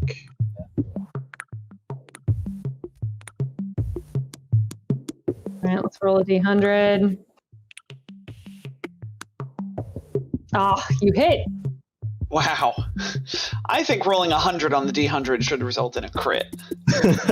Not No. really. That was a joke. Please don't. No. It's fine. No. 37 damage to that. Gray. Ogden. Ogden. That bot is still up, so Ogden... Nope. No. I'm not going to forget again. Ogden is going to see Iris... Yeah, that was a close one. Ogden sees Iris moving sluggishly and says, Iris, wake up. And we'll shoot them with my biohack. It's from the neurologist? Yeah, neurologist line. That gives Iris, lets them ignore the staggered condition for a number of rounds equal to my biohack thing, which is 5 for friendly biohacks. So Iris is not staggered for 5 rounds. The duration does downtick as normal. Okay. And that was a standard action, so that's my turn. Go! All right. Go, Striker, go! Iris. Your staggered is I'm just gonna take it away. It's only 3 rounds and Oh, you're 5. And I don't think it's gonna live that long, so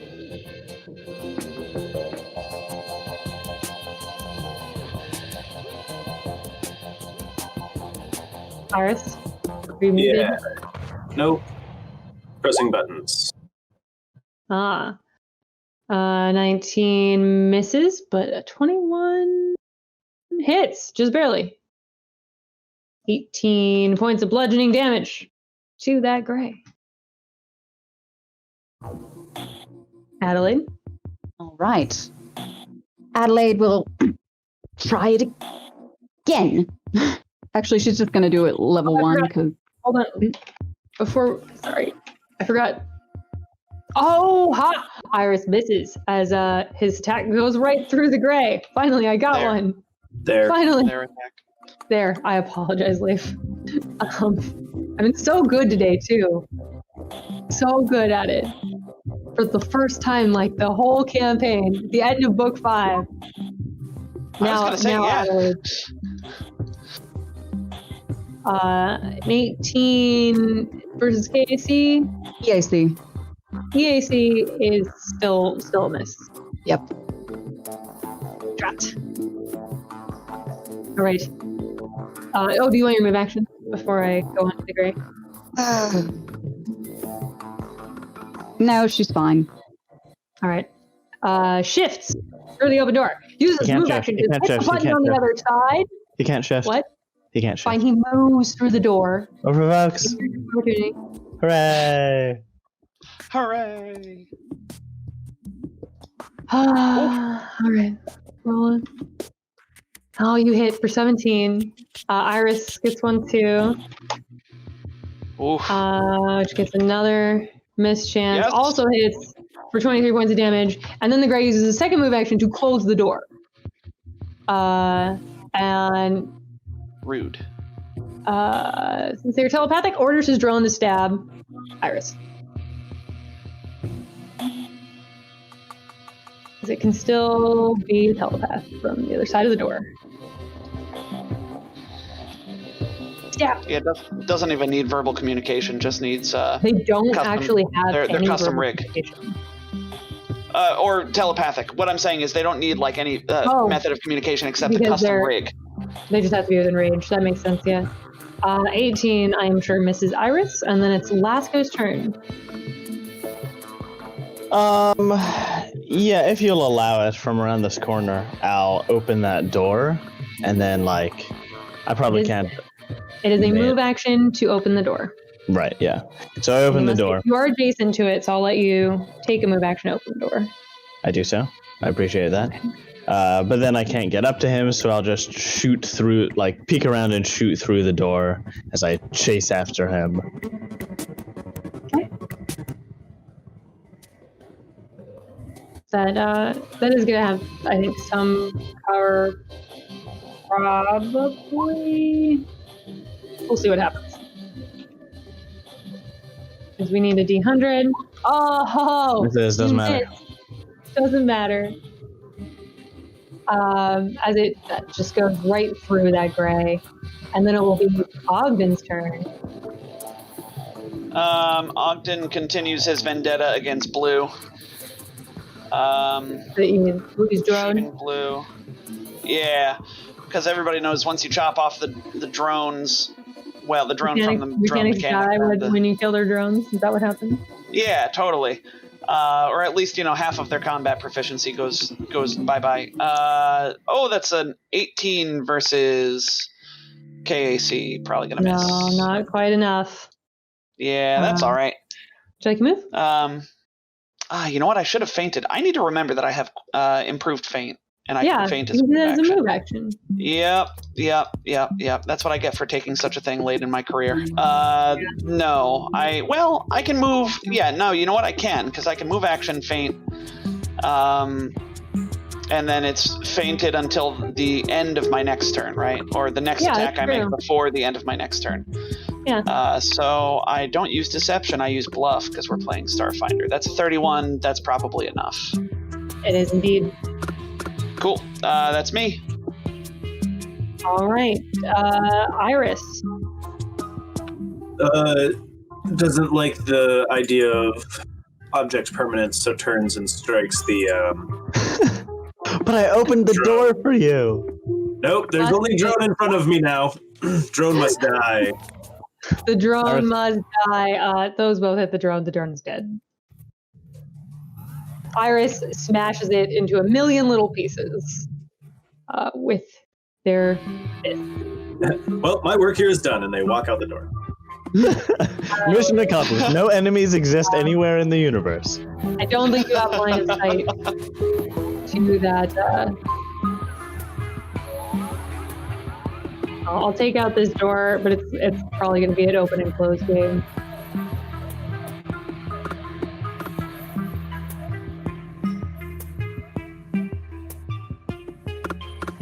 Adeline, are you muted? Oh. Sorry. I can hear you. All right. Yes. So she will step inside. It looks as if our friend well, definitely not, is trying to leave the party early. So let's see. That's a 1, 2, 3, 4, and 5, and 6. Is this a squeeze by this table? A little here? bit, but not mechanically. Cool. She'll ectoplasmic snare. Maybe? Let's find out. I realized suddenly that I've been spending a lot of those.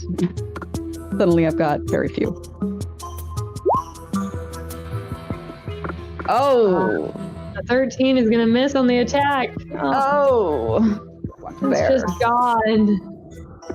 All right. The engineer uses a move action to open the door behind him. And shifts through it. Actually, no. He's gonna use a move action to close your door, and then he's gonna use another move action to open the other door. Okay. There's 4 of you and 1 of him. Nope, he's gonna do his first one. Don't do this other. And then it'll be last his turn. Let's go follows. Oh, I see we're having. I see what this fight is going to continue.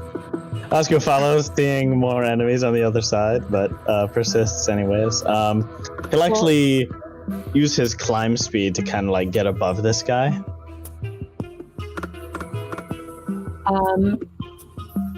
There's not space to get above that gray.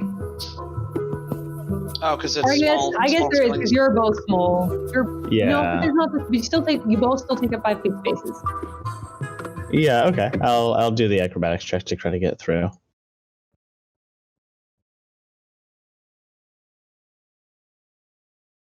Oh, I don't think that succeeds, does it? Height is a weird thing in Starfinder too, because like most of you are taller than 5 feet, except Lasco. Yeah. Realistically, y'all take up like 10 feet up in a direction, and then like bigger things might be bigger. Yeah. So that 29 is probably not going to make it for the tumble. No, yeah. 29 can't tumble through. All right, that's a move and a move. All right, Ogden. Ogden is going to move down here. Has 30 feet of movement, so that's that. Oh boy.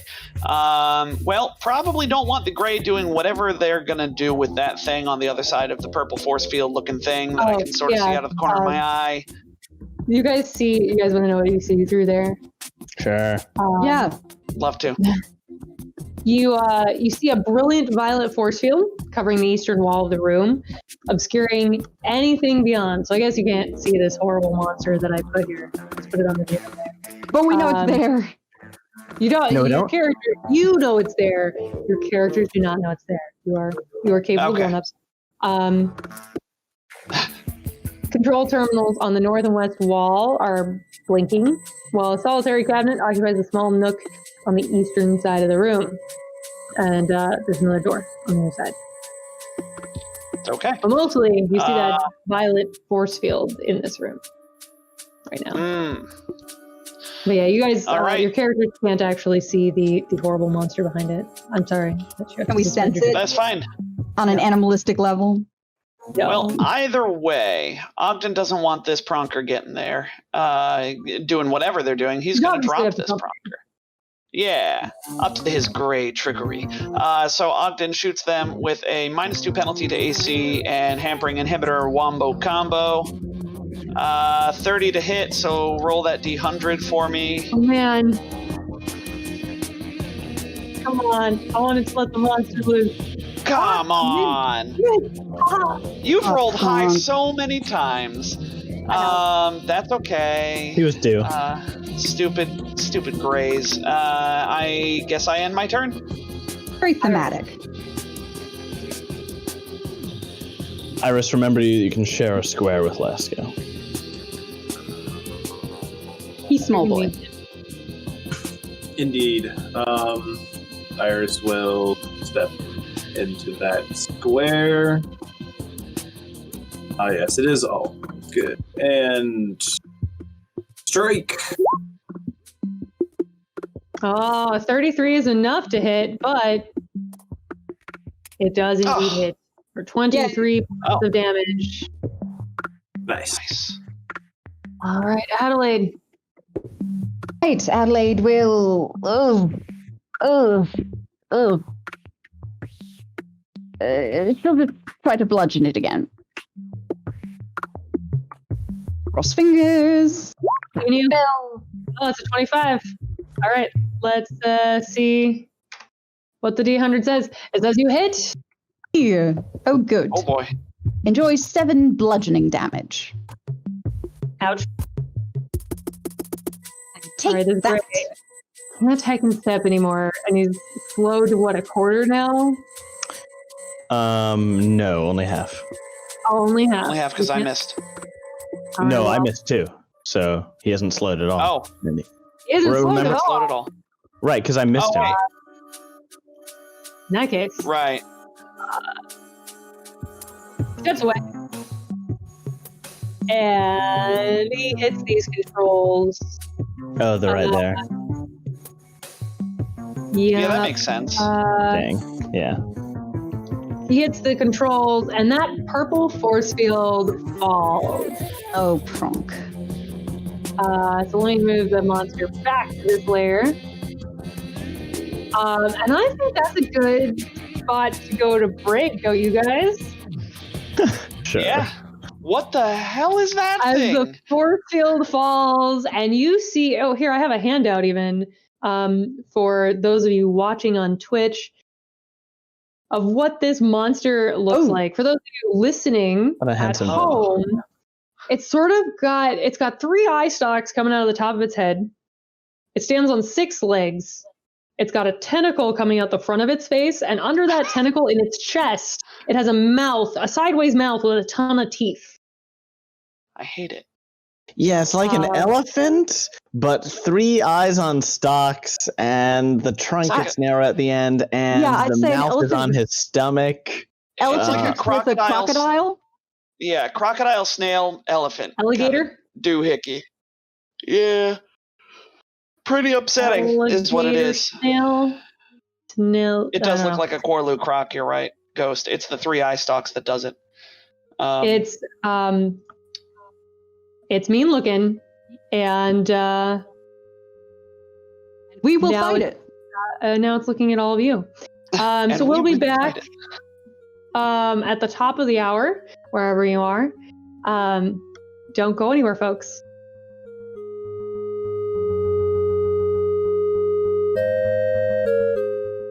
Welcome back, everyone. I hope everyone enjoyed their break. Tom, we haven't asked in a while. How's that Harry Potter bathroom doing?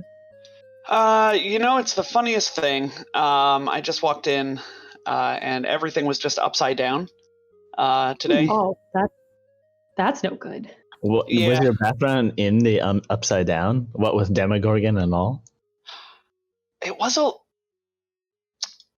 yeah, it might have been. It seemed a little, the atmosphere, it was, it's like somebody sort of took everything and sort of black and whited it out, right? Like grayed it out. Yeah.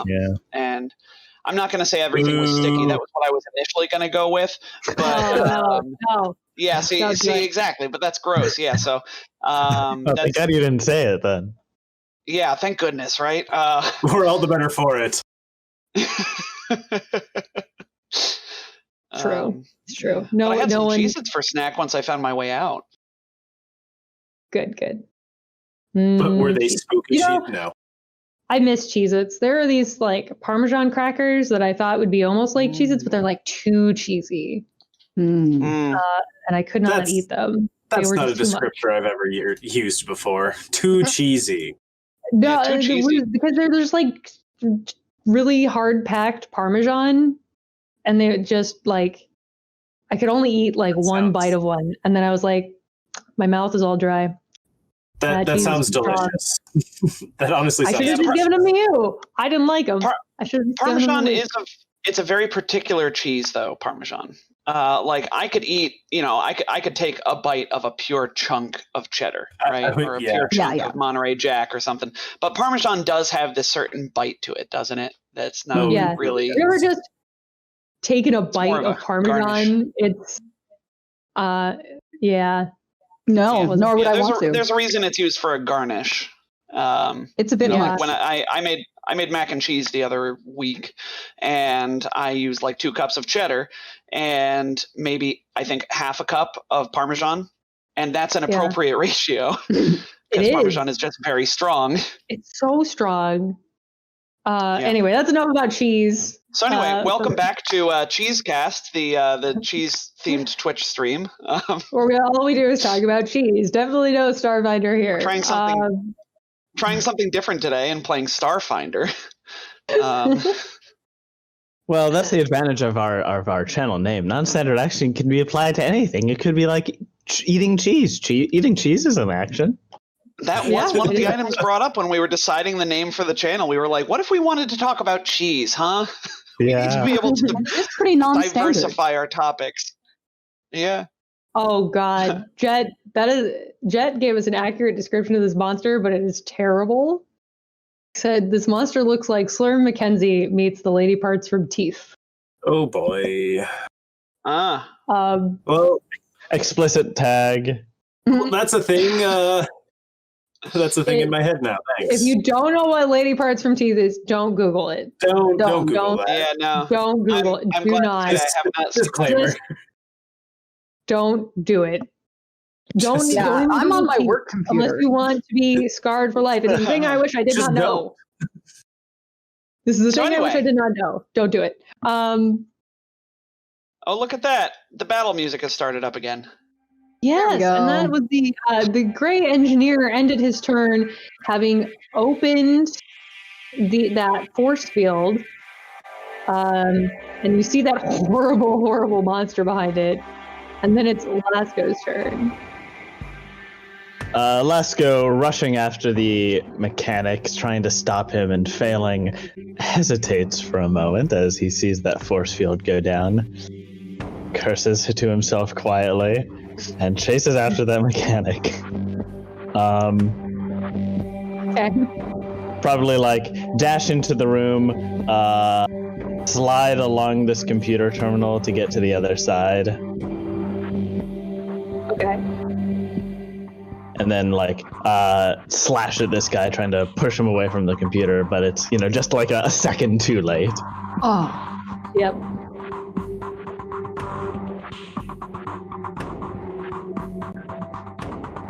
And does a trick.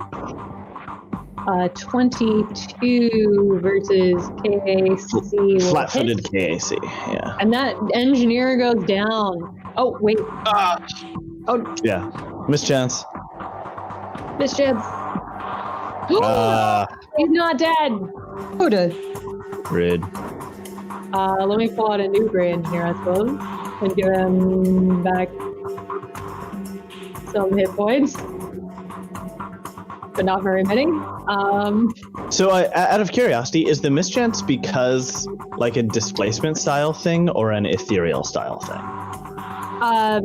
So their phase ability. Let me pull up my alien archive here and flip back to the gray. Their phase ability, the flavor text, they're slightly out of phase with the material plane. Okay, so I do have blind fight. If he was like displaced or like partially invisible, I could probably mitigate that, but if he's just not there It sometimes, doesn't I can't exist mitigate that. entirely on the material plane, yeah. So I I don't would think need like blind ghost control touch helps. claws for that. Yeah. No, because it's not incorporeal, but it's also not as powerful as. Yeah, because it's only 25%. It looks like, or 20 even. Yeah, it's just that 20% miss chance, and then and that's only if you're targeting directly, and then it takes half damage from area effects. I see. All the praise. It is a weird ability, as we've established. Praise are weird. They just sort They of are weird. you know. But continuing from there, Ogden gets a turn. All right, so Ogden moves up here, and then he sees the horrible monstrosity nightmare creature that has been, freed from its force field. Sort of whispers to himself, "Oh, Fleem," and is going to try something new. So at level 10 is level 10 for biohackers is as unexciting as level 9 was exciting. Level 9, you get like +2 to your instinctive bonus, or your injection expert. You get a feat. You get all this stuff. But level 10, you get a theorem. The theorem I chose was Trank Dart. So Ogden, once per day, can fire a Trank Dart, and I will explain what happens now. Target one creature with a Trank Dart as a standard action. This just hits, but they need to make a save. The save is Fortitude save, so I imagine this thing is pretty good at Fortitude saves, but this also seems like the thematic moment to use this ability. So we're going to try it anyway. It needs to make a DC 20 Fortitude save, or fall asleep after one round. Oh no. All right. Let me roll some dice here. Got a lot of screens going. It's probably gonna crush this. What was the magic number? 20. 20. It makes it. Yep. So it is fine. Ogden just sort of like, pink. Eyes shoots a dart widen a little bit. Like, oh god, Yeah. the Drake dart didn't work. Yep. Yeah, exactly. And so Ogden just, doubles down and says, "Oh, Pronking Fleem." And that's my whole turn. All right, Iris. Iris just kind of does the knuckle crack, neck crack, and just charges in there, ignoring the gray entirely now at this point. It does get an attack of opportunity. Sure does. Just so you're aware, you're trying to hit a mobility KAC of 34. So good luck, buddy. 39 to hit. Well, I shouldn't have given you that luck. Give it back. You shouldn't have. 29 bludgeoning, and that is 4 above. So I believe it grabs, even though it's an attack of opportunity, right? Oh no. When it says plus grab on a monster, right, guys? Is this the creature? Excuse you? Uh-huh. The creature hasn't taken a turn in Oh, this it hasn't gone yet. It Yeah. doesn't. You're right. Yeah. Never mind. I thought, It hasn't gone yet. It still doesn't have a reaction. Oof. You're safe. You're safe, Iris. Iris sees a reality where attack of opportunities don't depend on that, and is terrified. And then throws a 30 to hit KAC for 26 damage. 30 to hit KAC will do it. Cool. How much damage did you say? Just 26? 26. Just 26, yes. Nice. Okay. And then it'll be Adelaide up next. All right. So, well, it doesn't really have a neck, so that's not going to help. But Adelaide will move to here. And so is Iris trapped, with its tangle thing, or not? What? Okay, so it's got that tentacle out the front. It's like elephant nose No, thing. it hasn't attacked him yet. It hasn't cool. actually attacked yet. That was it. Them. Them. Okay. So here's the thing. Adelaide has a new infinite world ability where she can make a wall, 5-foot cubed. So 2 times the spell slot, so this would be 8 5-foot cubes. With Cubes, not edges. No, with HP of 20 per cube. That can just be like a barrier. Or we could just go with etheric shards. What's the spell? I like Yeah, the neither wall of those idea. is really useful. Well, the wall doesn't work if it's a cube, right? If it's an edge, that helps a lot. But if it's a cube, That's why I'm asking Fire what the wall. is in the way. What's the spell? It's the level 4 Infinite Worlds ability. Oh, Yeah, your trouble with cubes is going to be that either Iris or the monster is in the way. Mm-hmm. I don't think this room is big enough for your etheric shards. it also wouldn't really help. Like, it would just make him Yeah. flat-footed, which is not that valuable. It's only useful if he's moving. And Iris already moved up, so he probably doesn't need to move ever. Do we want haste, or can I just cast mirror image on myself? Haste sounds more useful than mirror image on yourself. You're It's pretty always a far good choice. back. All right. Haste. Double time, everyone. Would you like Okay. your move action? She took the move action to stand there. Perfect. All right. This monster gets a turn. It unleashes a wave of telepathic energy, and I need a will save from everybody. Oh, prunk. that's a 21 for Ogden. Ogden is okay. Man, my will saves are always 20 for Okay. Iris. 27. Whew. Everyone's okay, including the gray. So everyone's good. And then I need to.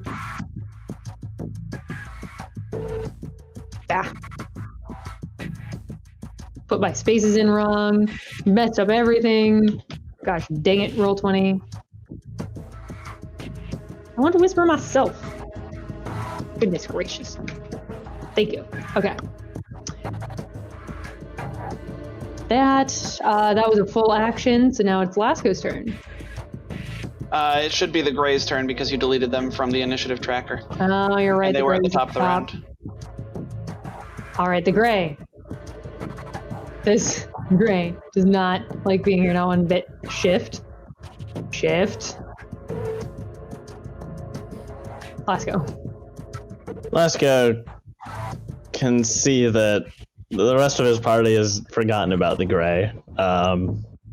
So You got it, sighs and- buddy.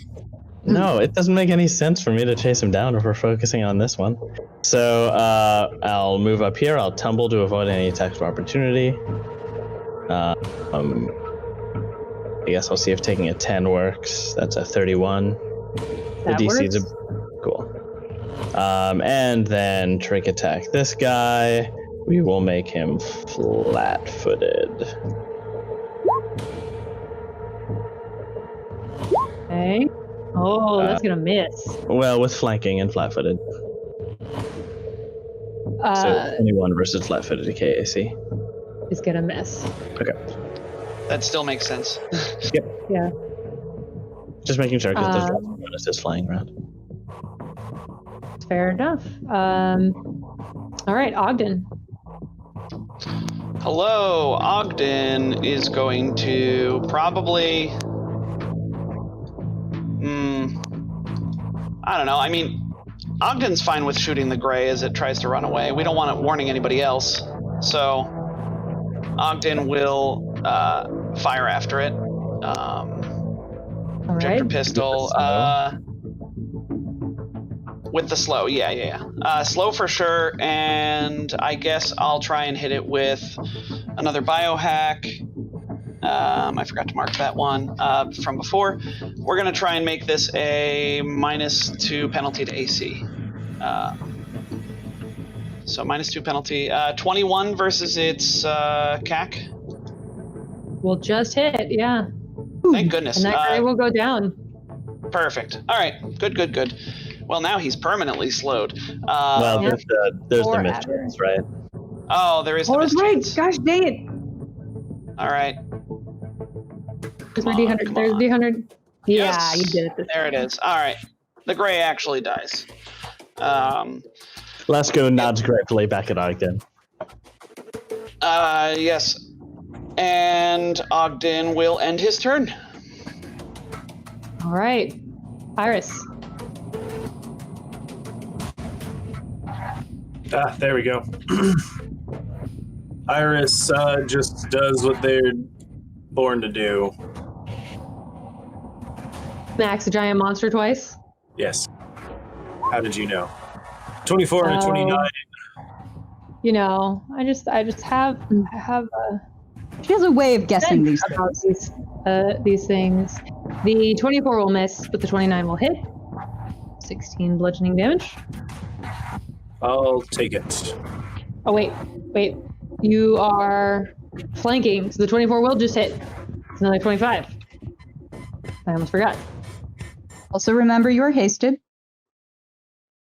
Yeah, that means I could move as well. I think I like where I am right now. This monster's not going anywhere. I could just put a wall up. Adelaide reminds you. Adelaide, it's your turn. But you would have to move. How long do those walls last? Good question. Yeah, if they last 10 minutes, that would be pretty useful, but I doubt it. I'll double check.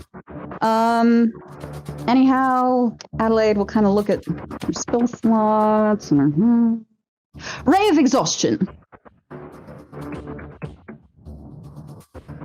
Okay. Oh man, I'm really gonna regret this, aren't I? I don't know. So you need a 22 versus EAC. It's not quite enough. Oh, wrong. Anything Man, else? that's better. No. She'll take a no. She uses her move action to take out a spell gem of mirror image. Oh well, this isn't going well. All right. And then it will be its turn. It's going to lash out with a couple of tentacles here. One at Iris and one at Lasco. So, Lasco, does a 23 hit your KAC? No. Iris, 37. 4 above. Is it?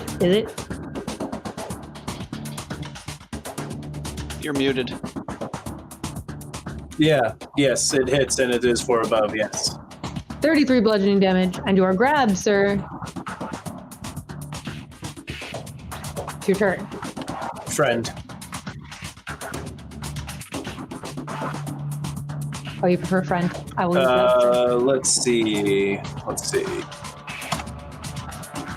How much was it? 33? 33 bludgeoning, yes. All right, so 8. And we're just gonna keep doing what we're doing.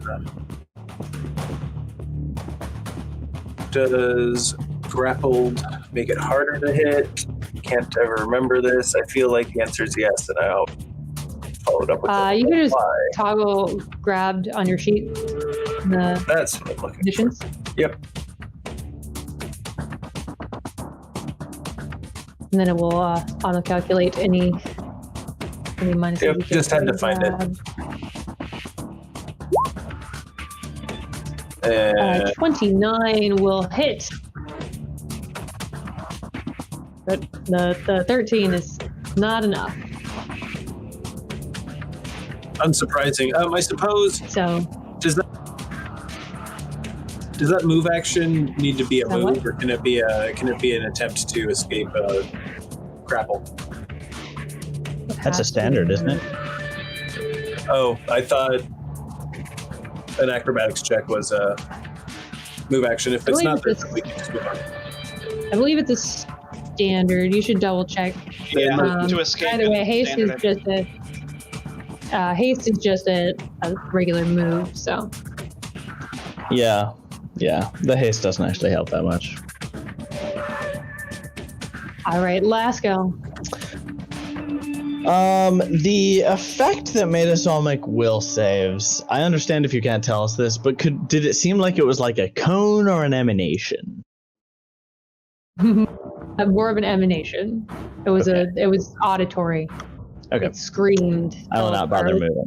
Well, not auditory, but it was a wave of telepathic of energy. It went out. Got in all it. directions.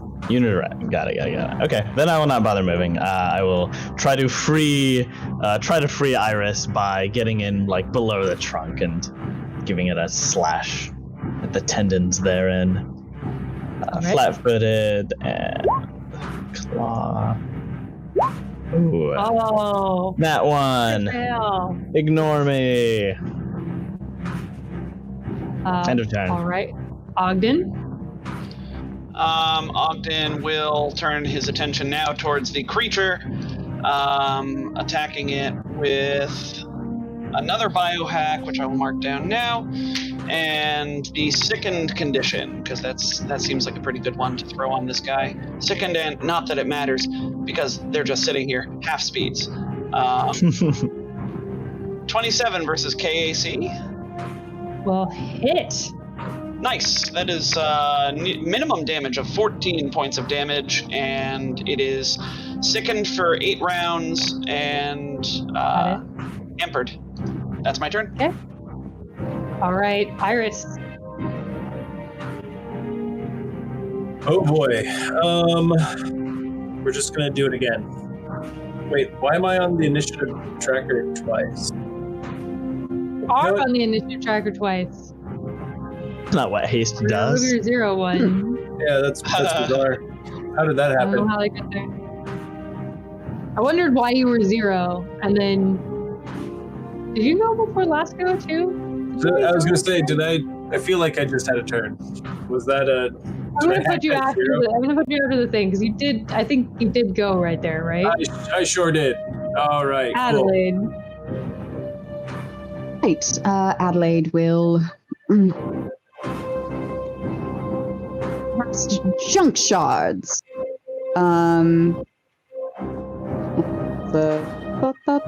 Let's find out if this does anything. Okay.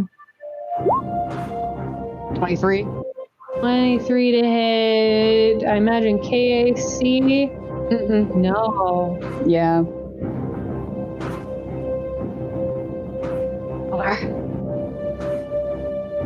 Too bad. Do you want your move action? No, Harold can have it. All right. The monster is going to do second verse, same as the first. Try to grab both Lasco and Iris. It's already got Iris grabbed once, but it would like to continue to have him grabbed. Come on, roll 20. I believe in you. This time, 31 versus Lasco. Is that 4 above? It is 3 above. Well, just 29 bludgeoning. And then Iris, 36. Yeah, that'll hit, especially with my reduced AC. Is it grab? This is factoring in the sickened -2, right? It is, yeah. It's auto-go. Okay. Yes. Yeah. No, it is a grab. So, 34 bludgeoning damage, and you are grabbed. And then it's your turn. Well, I'm gonna do this because that was already up. I'm gonna do my math here. It's actually my time.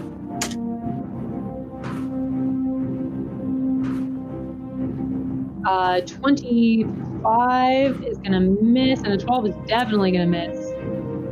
I expected as much. Lasco.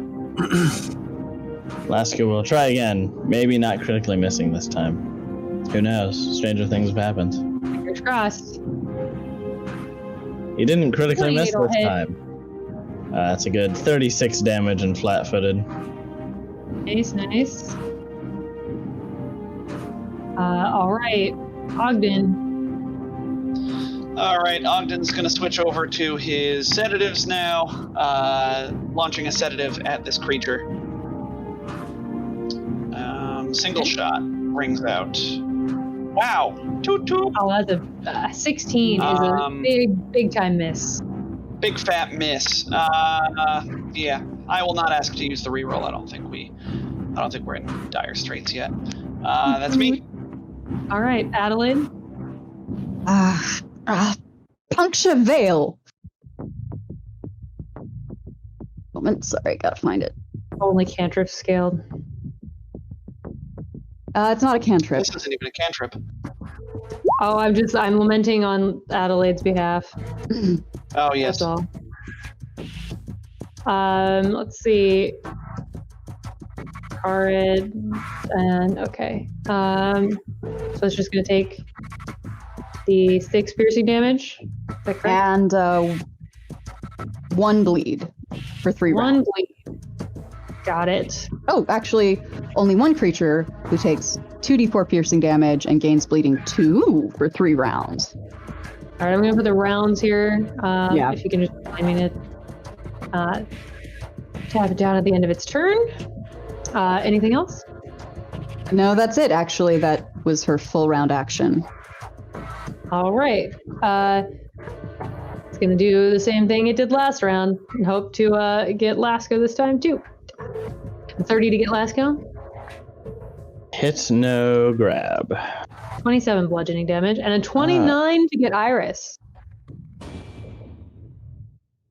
It misses. And you're no longer grabbed. It then takes its 2 bleeding damage. Right? Mm-hmm. We'll take down the bleeding counter and this other super secret counter I have. Iris. Is going to do a thing that they totally remember they have and have always remembered they have. Always. Drawing. Draw this vanishing tactical knife and attack the creature with it. But it doesn't hit. That's a miss. Even. That's okay. Gives me a chance to read up on what it actually does. Oh, right. I have one of those too. Were there 2? There were 2. Why do you have Okay. those? We found it from someone. I think you guys Yeah, we took got 'em. them off of Reptoids? Probably? We did. Probably. They hopefully it'll work and I can actually, explain it that way. So I'm not going to explain it yet. All right, Sure. Lasco. Yep, that makes sense. Yeah, Lasco will just attack again. He is now out of stamina and has started to bleed.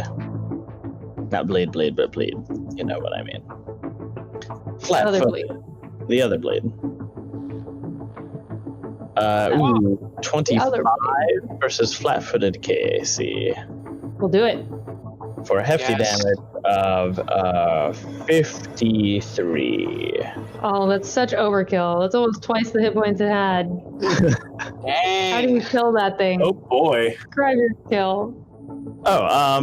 After desperately trying to disable its trunk while it repeatedly grabs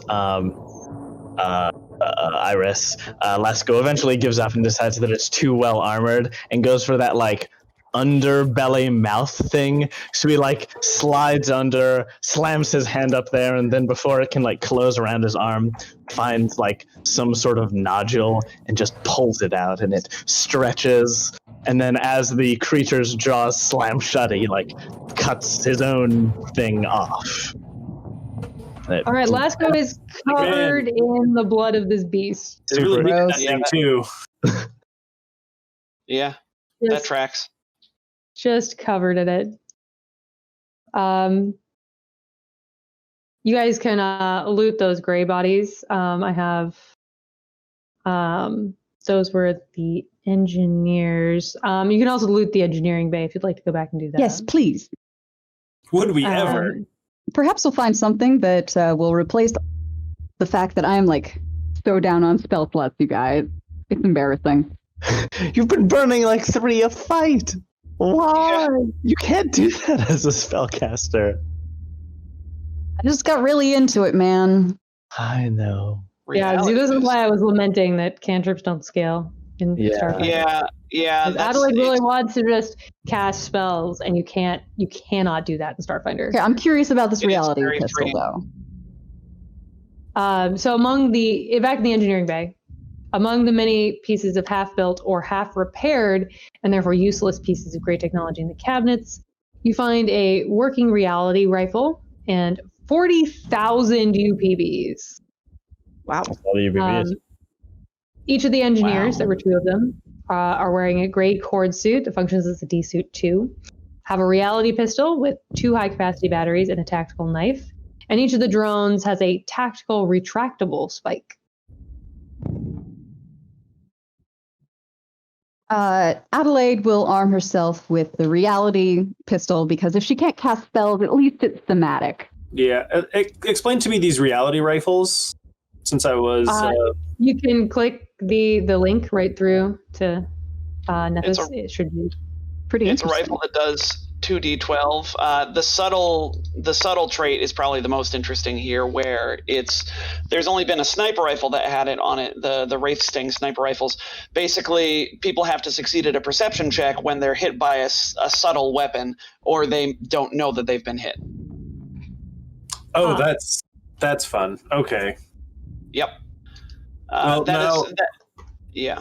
Now I actually kind of wish that I had been invested in the stealth. Let's go. It does have a critical confuse, which is kind of fun. They are, however, mind affecting. So that's something to keep in mind. Oh, no, thank you. It's a pretty good long arm, though. 2d12. You don't often see D12. They do also have stun. And then things that are immune to mind affecting is pretty conditional. So yeah. And they're usually not immune to your fists when they're immune to mind affecting. So yeah, the big problem you guys have had with mind affecting is Dyskepsians are immune to mind affecting. But the Greys are not. Yep. I'm only interested in trying to get through this dungeon. Yeah. This is the last one. One dungeon at a time. Ghost, I may be oversimplifying the subtle trait, the subtle weapon property. It's target hit by a subtle weapon must succeed at a perception check, or it doesn't realize it has been struck. The target notices other effects conveyed by a subtle weapon, such as an injected substance, as normal.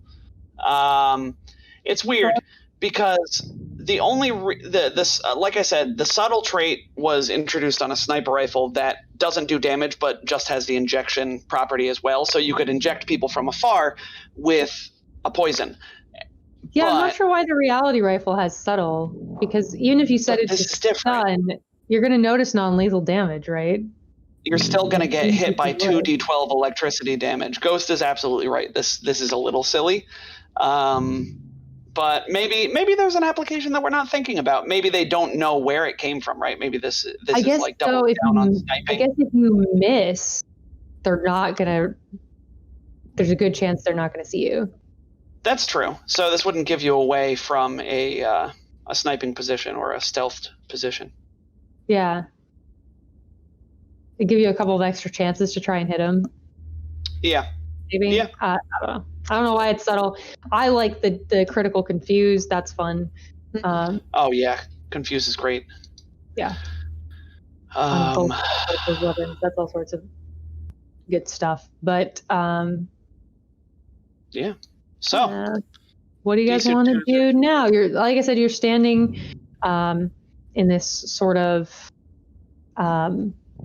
containment chamber. Well, you went back and checked engineering, raided the cabinets. We have 2 doors. It seems there's a hallway down this way, which we have not explored all the way, or we could continue through this chamber, where that gray was possibly making their way to the door. Sorry, I'm distracted by looking at our loot sheet, and I found an Aphelion laser pistol that no one's taken, so I'm going to take it. Yeah, you're the operative, man.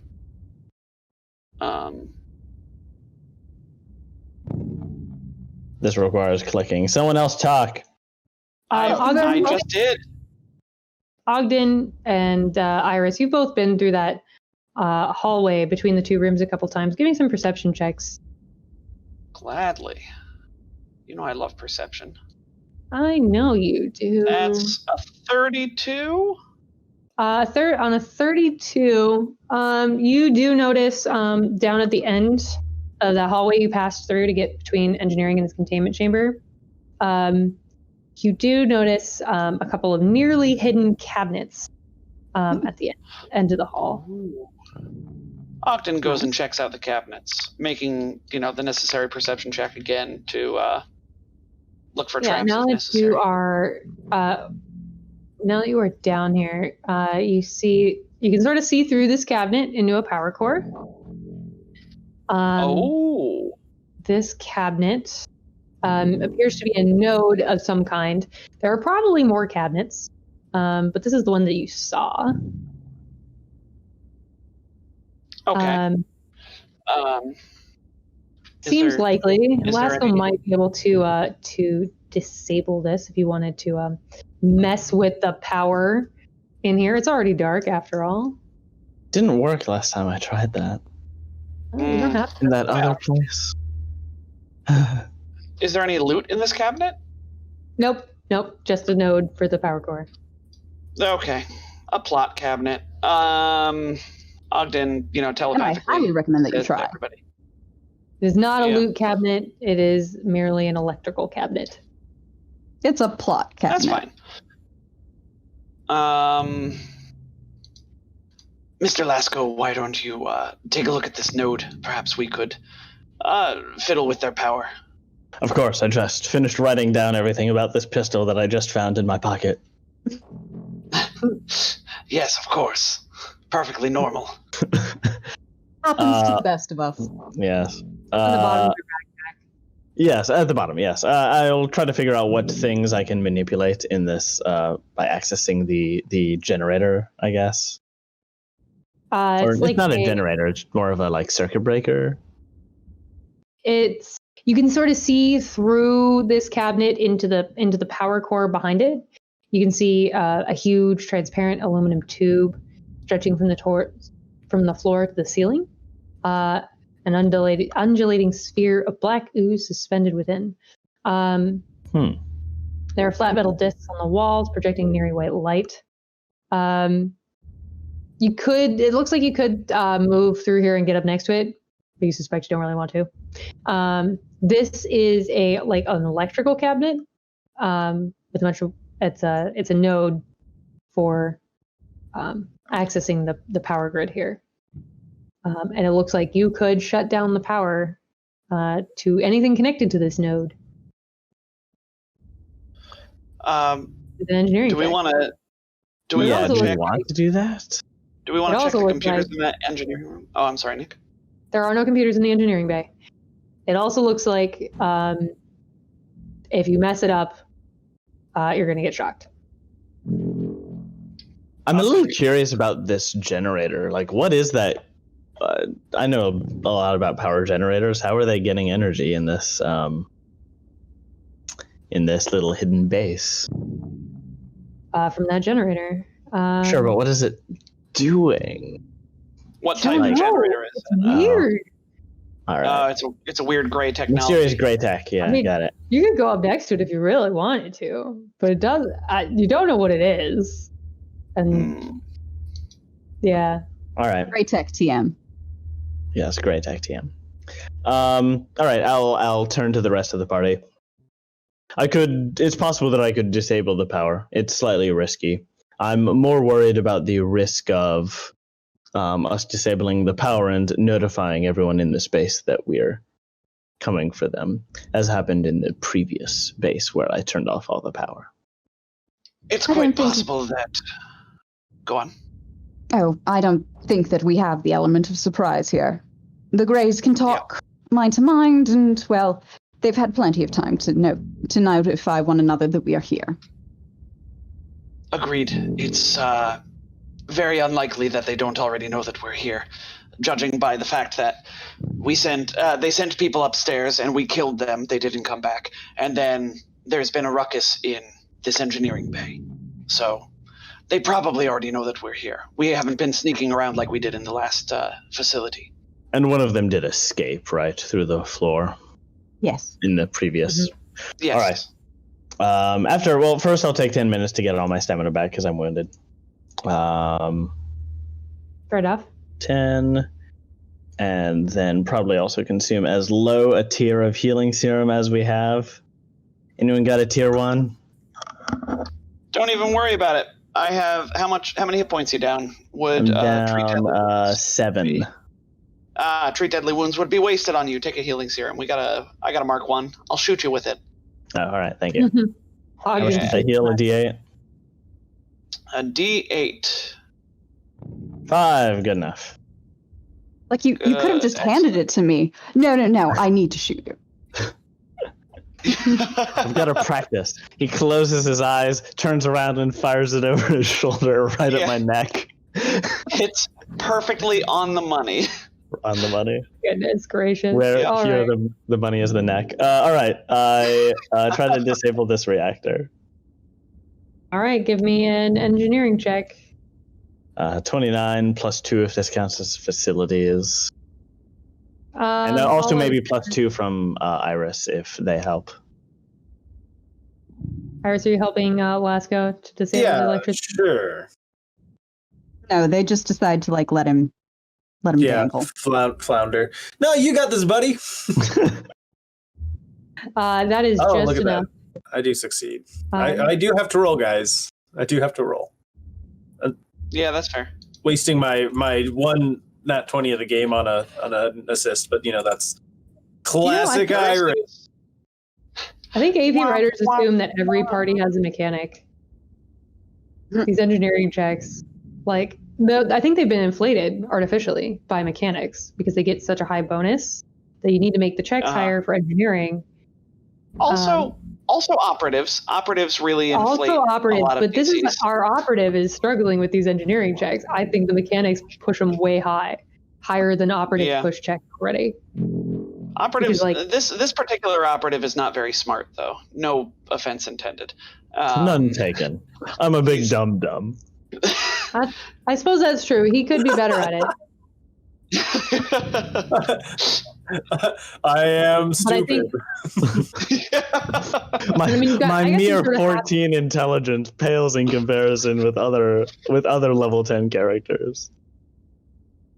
Somewhere. I have 18 in intelligence, but that's because I put a +2 ability crystal into it. Because Ogden's weird. Yeah, it's a very strange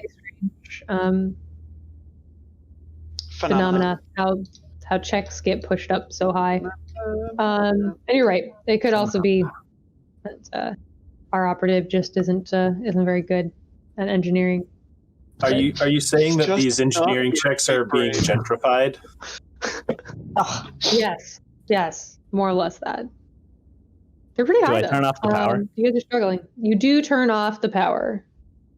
When you venture back into C4 or C5, you notice all of the consoles and equipment are shut down entirely.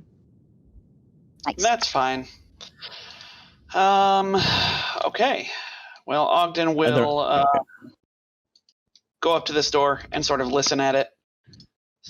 Excuse me, Miss Fortwith. Oh, yes, please. And she takes a good couple steps back. You don't hear anything behind that door. Perfunctory check with the X-ray visor, but I know you don't need to tell me. I can't see. But it's in character to check each door. And then he'll try and sneakily open the door. Lasco. Yeah, I don't know if it was worth it in the last room, right? Or I suppose. Just All right. a habit. Similarly though can to be- us worrying about, I could be sneaky. You can be sneaky. Just to be sneaky. Say no Iris more. and Adelaide will just stand back. You guys be sneaky and give us the sign when it's all clear, or when there's baddies. Ooh, neither of us is terribly sneaky. That's a 25 and a 24 from the Sneaky Bros. Wow. Luckily, the hall. So we sort of like trip through the door a little bit. I step on Lasco because he's underfoot, because he has that feat now. And then we go through the door.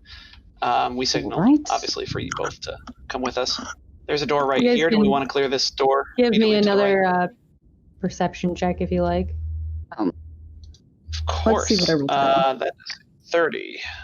32. Ogden, you see another cabinet.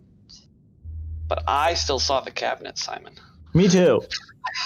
Lasco also sees the cabinet this time. I see it a millisecond faster. Adelaide doesn't see it at all.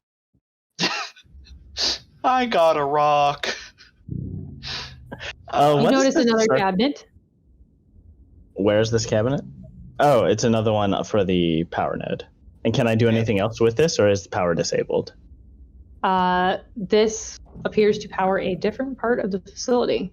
Oh, I turned that off too. No power for anyone. Engineering Ogden check. backs up before this happens. Ogden doesn't want to get shocked. And I gesture Iris up to have his help. There. Their help. Yep. But we both fail together.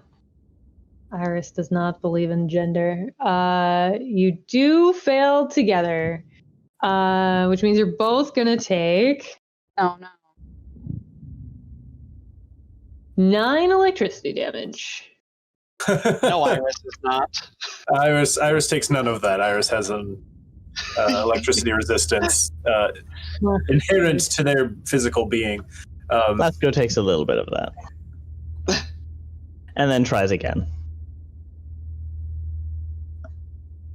Wow. Okay. Sorry. 2 All right, Iris. Using up all your crits. Toot, toot. You guys. The worst part is 18 electricity damage. that was Max. max damage on 3d6. Very spicy. Alright, we'll try again. What is going on up there? Can you see it, Adelaide? I'm rolling 7s and below. I just keep seeing electric sparks. 17 electricity damage. Cool, this is fun. It's okay, I didn't want any of the stamina anyways. I roll again. Iris is not helping you anymore. 10 electricity yeah. damage. Perhaps we should come Iris back and goes try to this later. investigate the ring on the floor. Lasco grinds There's a his ring teeth on the and keeps floor. trying. Oh my god. 36, we got it. That does it. You shut down that C. C. What did it let me cost just mark you? on my GM layer. 40 which stamina. are shut down here. 40 stamina? Let me just please 40 stamina. Oh my goodness. I'm putting X's over the rooms where That's they too don't much have stamina. power for my reference. So I don't have to keep coming back to this page. And then And Lasco wordlessly goes back into the engineering bay and catches his breath for 10 minutes. Ogden treats him for electrical burns. Lasco refuses to talk about it. I mean, I probably would too. All right. Did Iris look at that hatch over there? Yeah, Iris was checking that out while Lasco's catching. Yes, Iris is indeed looking at that hatch. That So, yeah. hatch.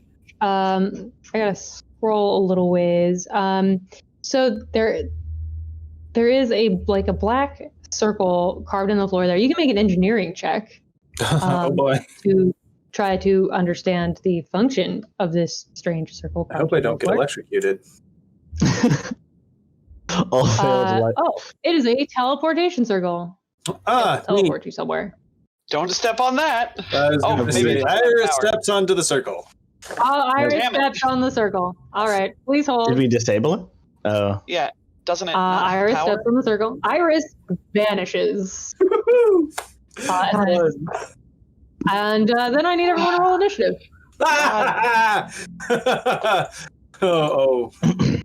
Iris, you appear in a room with a transparent ceiling, a domed ceiling, rising 30 feet at the apex and offering a spectacular, if inverted, view of the Brethaden cloudscape.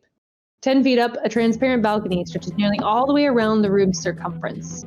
2 black circles are etched into the floor, with a matching circle on the balcony. Consoles stand against the northern and southern walls. And actually, I need you to roll me a d8, Iris, because you don't land exactly on the teleportation circle.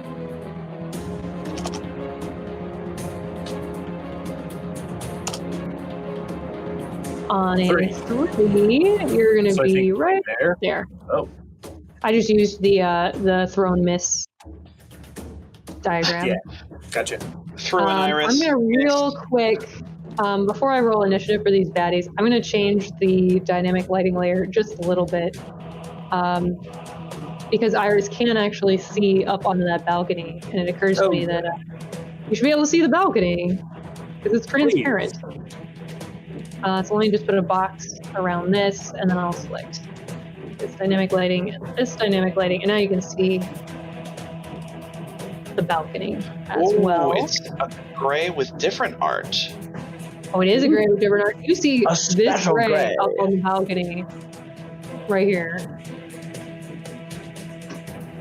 Ooh. I love this gray art. It is fantastic. Really pretty art. And it's my favorite. But that gray also needs initiative. So let me do that real quick. And the other one is just another one of these guys. I know it's hard to tell which types are which. This one looks like the ones you saw upstairs, the operatives that tried to apprehend you guys. I didn't get a lot of cool new gray art. Just a couple. All right. So, as Iris disappears, Lasco, what do you do? I imagine this was like just after Lasco finished his break, and he turned to the rest of the party to say, all right, where should we go next? Maybe through that southern door, or maybe through those double doors? And then Iris just like steps onto the teleporter.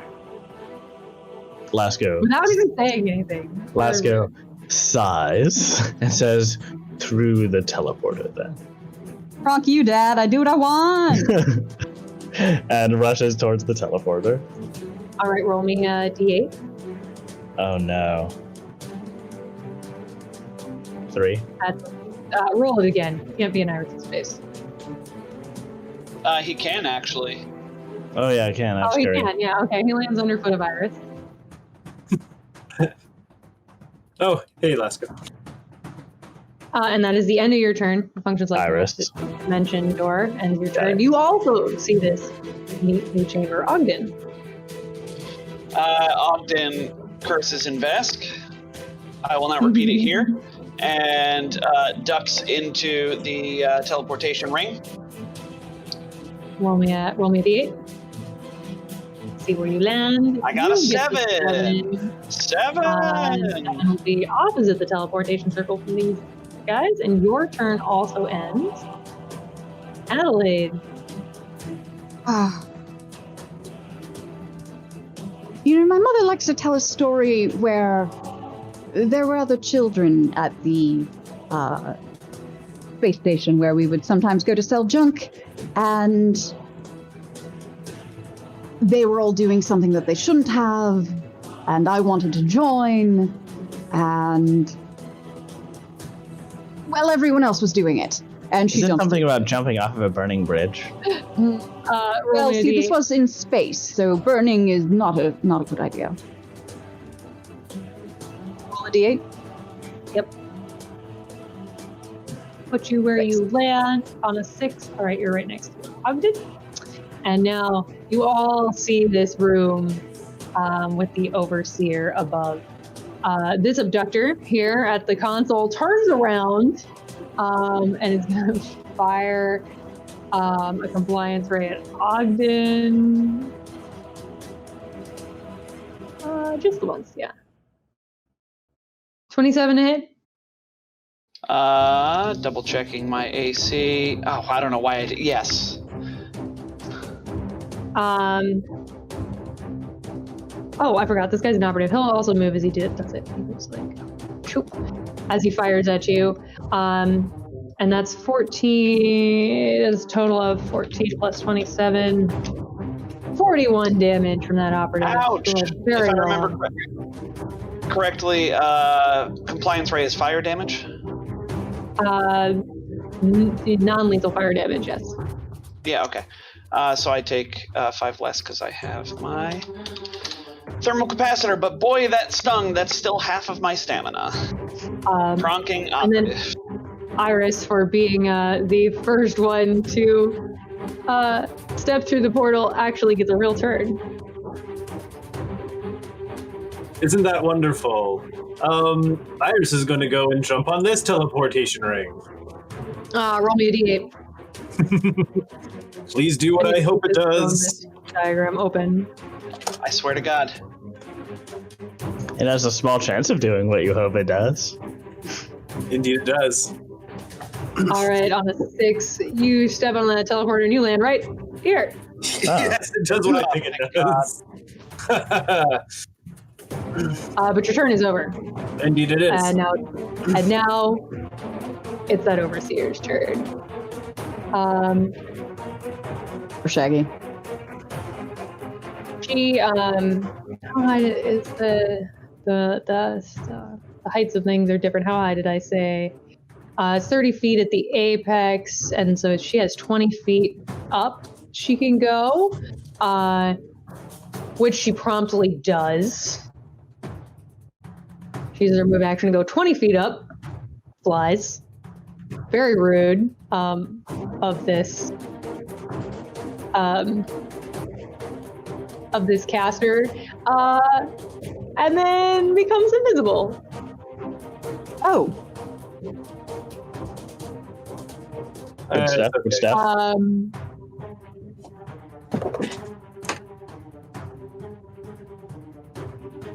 And then it will be Lasco's turn. Lasco sees Iris reappear at the balcony above and grumbles and wordlessly, inaudibly, and rushes. Let's see. The best way to get up there is through the walls. There's a ceiling above where Lasco currently is. We're all telepathically linked. I still heard that. Unfortunate. So we will... What is Lasco's speed these days? 40, 50, 50. Nice. So... dodge these teleporters. Stay out of... Avoid, triggering any attacks of opportunity. Running up the wall to above, 5 feet above this gray. And then sort of kick him on my way up the wall. Okay.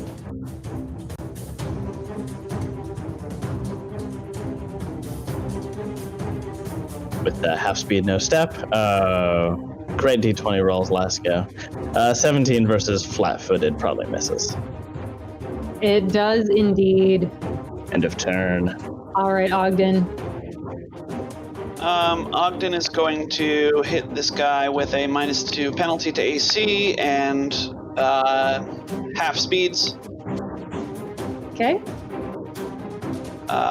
No, he's not. That's a natural 1. Goodbye, everybody. I'll feint. I guess I'll feint.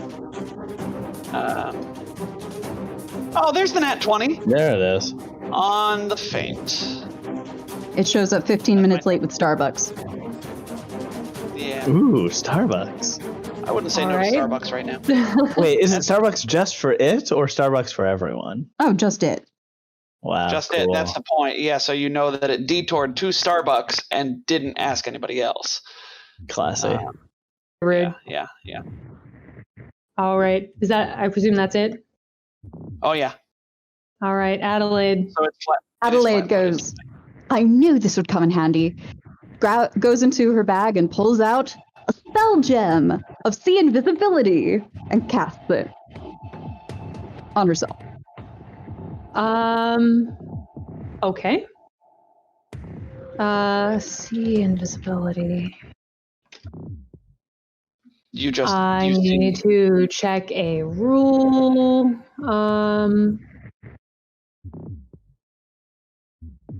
Reveal illusions.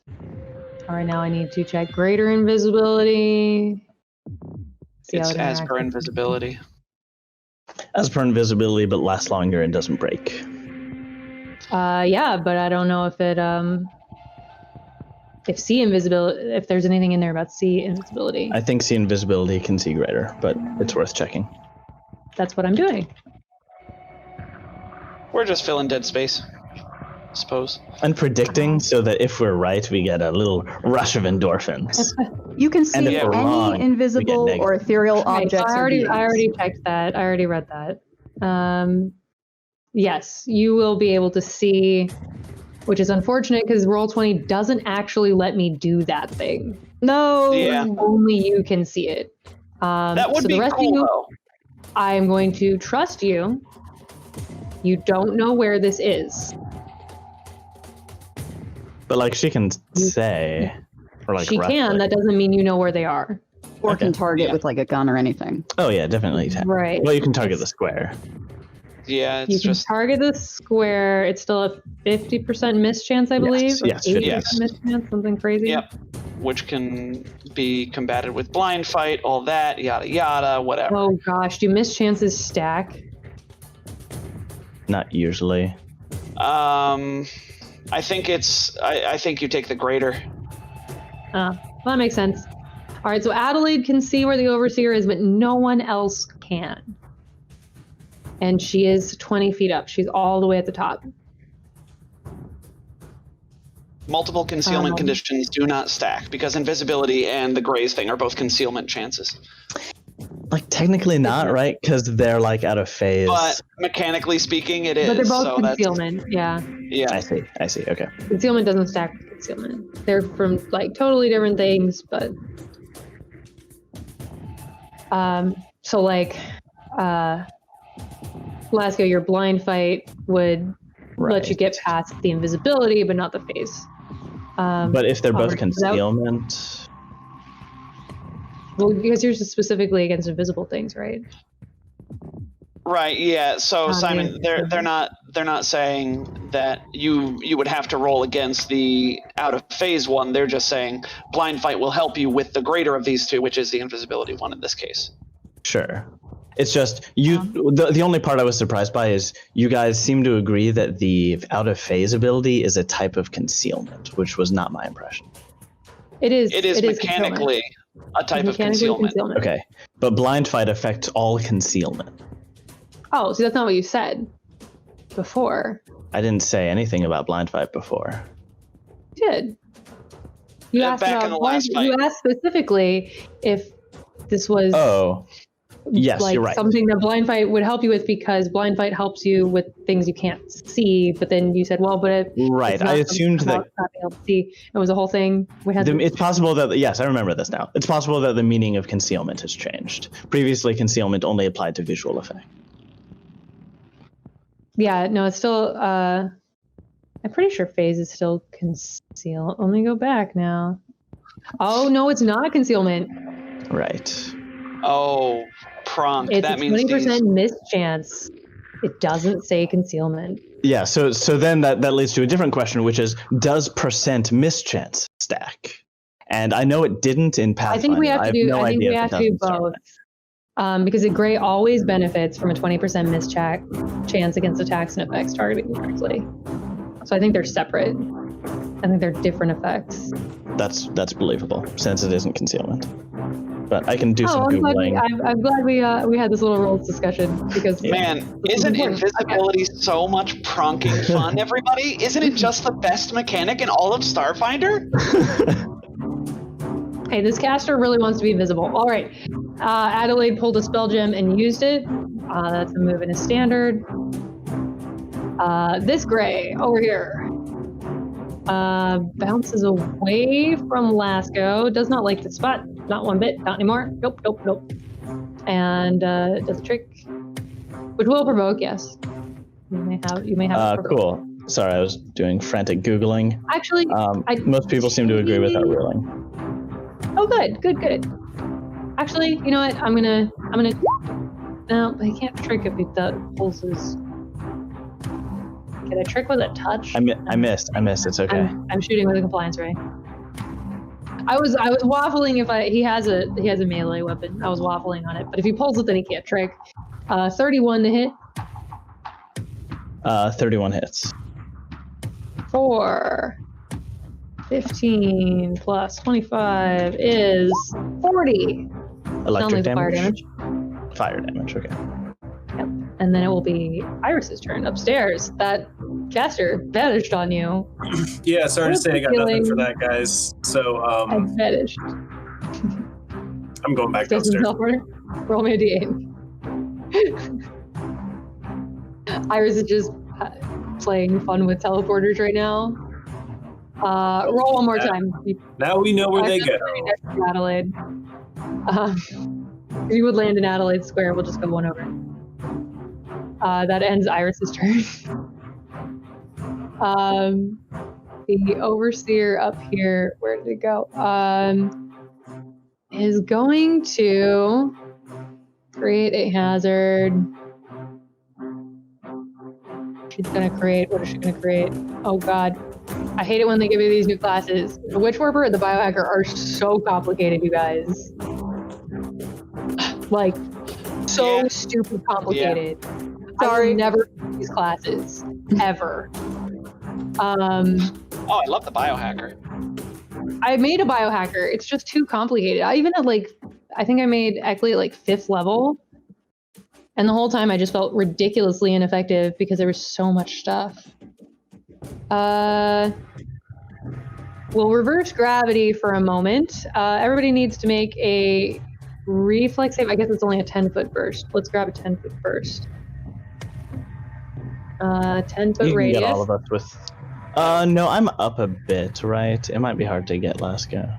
Only a little bit. I think you're affected too. I think. Yeah, that makes sense. Go ahead and give me a reflex save. Probably can, yeah. Which, of course, it doesn't tell me what it is. I'm going to use a 2nd level spell DC. Because it's not in the stat block. So if you fail, you're knocked prone. Ogden's knocked prone. Adelaide's knocked prone. Damn it. Lasco is fine. Iris, I need a reflex save. Iris is knocked prone. Hey, that was good.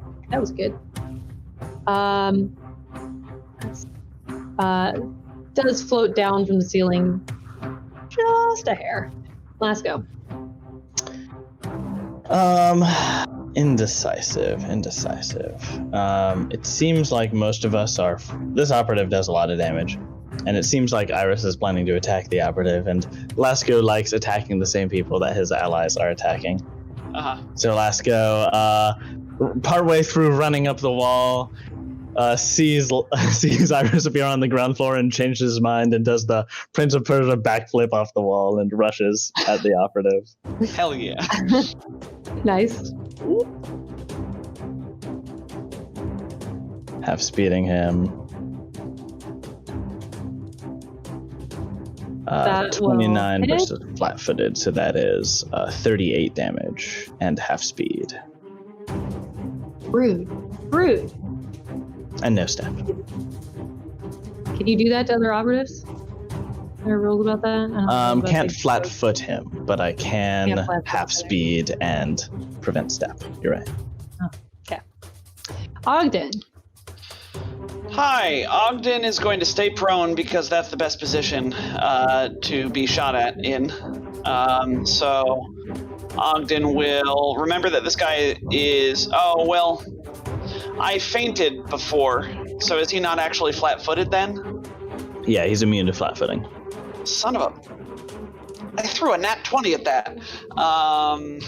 Okay. Ogden will fire at this guy. Ejector pistol. Also immune to covering and harrying fire. Same cocktail as before, -2 penalty to AC and hampering. That is a 2 on the die. Oh no! I'm tempted to ask for the reroll for my own feelings. For morale. Yeah, for morale. If the council will allow it. Do we only have one reroll? We only have one reroll. I usually like to save them for that's critical right. failures on fortitude and will saves. Yeah, that is fair. You do have just the one. I will let it lie then. We appreciate your sacrifice. It's just that we have this psychic wizard above our head. I throw the max damage roll against the operative that I can pronking see away and end my turn. Oh. That day, Adelaide. What do you want to do? So, Your counterpart upstairs is yeah. throwing shit at you guys. Oh, yeah. No, I mean, if I get up and move, that's 2 move actions, and then I can't cast a spell. Right. You can cast a spell from prone. Well, Adelaide, can you block the part of the ceiling that the spellcaster could get through so that she can't cast spells? Because if she can't see, she can't target. I mean, she can throw in an AoE, but That's true.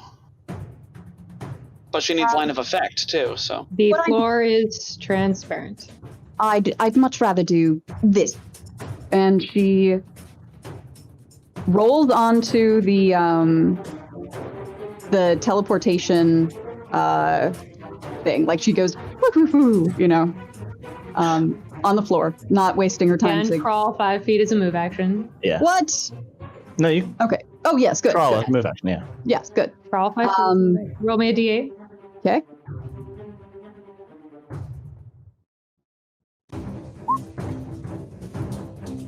Three is going to land you over here. And from her position on the floor, she's going to. No, because that's your turn, right? Yeah, that's the end of your turn. When you As the teleport, bedroom door. yeah. And end your turn. Yeah. Do you want to cast before you do that, knowing that, since we've done that before? So, casting a spell and then, throwing it once you see the target? No, No, you can can't. cast a spell and then move. But once you Right. enter the teleportation circle, your turn is over. Can I see her from where I am? On the floor and the previous floor. Yeah. Yes. The floor Cool. is transparent. Well, you also need line of effect, right? Yeah. You do need line of effect for most things, yeah. And she was here, right? So she Mhm. doesn't have line of effect to Okay. the caster. You could target an area that you have line of effect to, anywhere over here. Okay. Well, she's just going to roll onto the thing and end her turn. Okay. Sounds good. This abductor, very upset with you, does in fact pull a melee weapon and smack you with it, seeing that there is no way he is getting out of this. He's gonna pull a melee weapon, and then he's going to reach out and try to touch you, Lasco. 35 to touch. Reach out and touch someone. You succeed. I need a will save, please. More like it won't save. 20. You save. Oh, what a treat. So rude. That's its turn. Iris. Oh, goodness. Iris is prone. Gets up from prone and runs over to this guy. It's your turn. That's my turn. Up top. Let's do the other type of fun thing we could do. Let's see what this one does. Can This she one deals damage each round. can she do that without line of effect? She has line of effect to you. She is 10 feet up and has a hole in the floor. Here, she'll fly over here. That makes Now sense. she's got line of effect. I'm convinced. It's like, thank you. Well, as long as Simon's convinced. She'll fly over there. Now she has line of effect everywhere in the room. Uh-huh. And invisible. Haha. This hazard equal level of spell, so it's gonna be 2 successful fortitude save, reducing the damage by half. That's awful. Yep. Why would you ever cast this? Why would you sacrifice a second level spell slot to do 2 damage? How long does this last? I'm sorry. I should have read Serve this red witch warbird. 5-page treatise on Infinite Worlds before I didn't have. I was busy I finding rats. feel like Yeah. there's a Five pages of reason. text, guys. Listen, there's a reason that we don't. I think there's a reason anyway that we don't see Adelaide often use Infinite Worlds. It's because it's not. It doesn't have a great effect a lot of the time. It's very lukewarm at many of the levels. Yeah, Some of the levels are good. Yeah, Like the definitely. level 4 instantaneous is a good solid AoE damage, right? but how long you get level 4 spells at level 10? Yeah. I assume she's level 10. She's level 12 and doesn't have. Oh, she does too. I was looking at I was reading this backwards. Yeah, so I guess we'll try a 4th level one instead. Yeah, that's way better.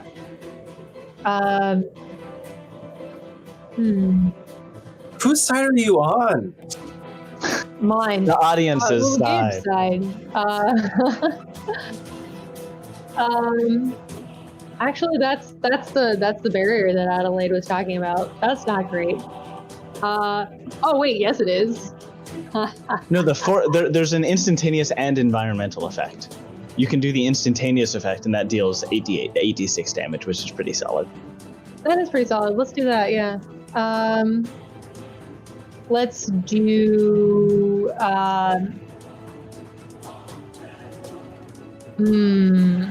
Acid damage. Acid damage. You guys get a reflex save for half of this. Yeah, that was terrible. For 8 damage is the total. The DC is 23. Whoa, no, you didn't roll enough dice. I rolled 46. It's 2d6 per spell level. You used a level 4 spell. Oh, but you can't even use it till 4th level. That's a weird way of writing that. Well, you can use 4 or higher, right? So you can use the 5th level to do 10d6. You're never gonna get 5th level spells, but 31. Ogden's gonna take all of it. Iris is gonna take all of it. And Lasco is going to take half. Evasion. Okay. Evasion. 31. So rude. Yeah, I guess that makes sense. You're never gonna get the 5th level stuff, though. I don't even know why they even give it to you. I don't know why it even exists. I mean, the other IP will give you 5th and 6th level spells. That's fair. Yeah, Devastation Arc will do it. But we've been doing this since 2017. In the last 3 years, have you ever gotten a 5th level spell? Well, I've never even gotten a 1st level spell. Oh, well, you think that's fair. He thinks he's so funny. Well, thank you for helping me with that. There's so much text on that darn page. It is. I think Witch Warper might be the hardest class in the game. Lasco, it is your turn. Did you roll? Oh, yes, you did roll the modified damage. I did. Yes, it was 31. Yeah, Lasco will keeping this guy slowed, so that Iris has a chance to full attack if they want to. 34 will hit. Man, or that definitely hits. 44 damage. Oh. beating up on my operative. So Good. rude. It's because He you're deserves it. it's flying. Or Ogden. Ogden will. I guess he's going to try and shoot the operative from the ground again. We're not going to put any special sauce into it, which of course means that it's going to hit this time. Guarantee nope, hit. that's a 20. So Ogden will use his move action to finally stand up. So next round he can get out of here and stop giving the spellcaster nice bursts. Yeah, he is. Yeah. Yes. I end my turn.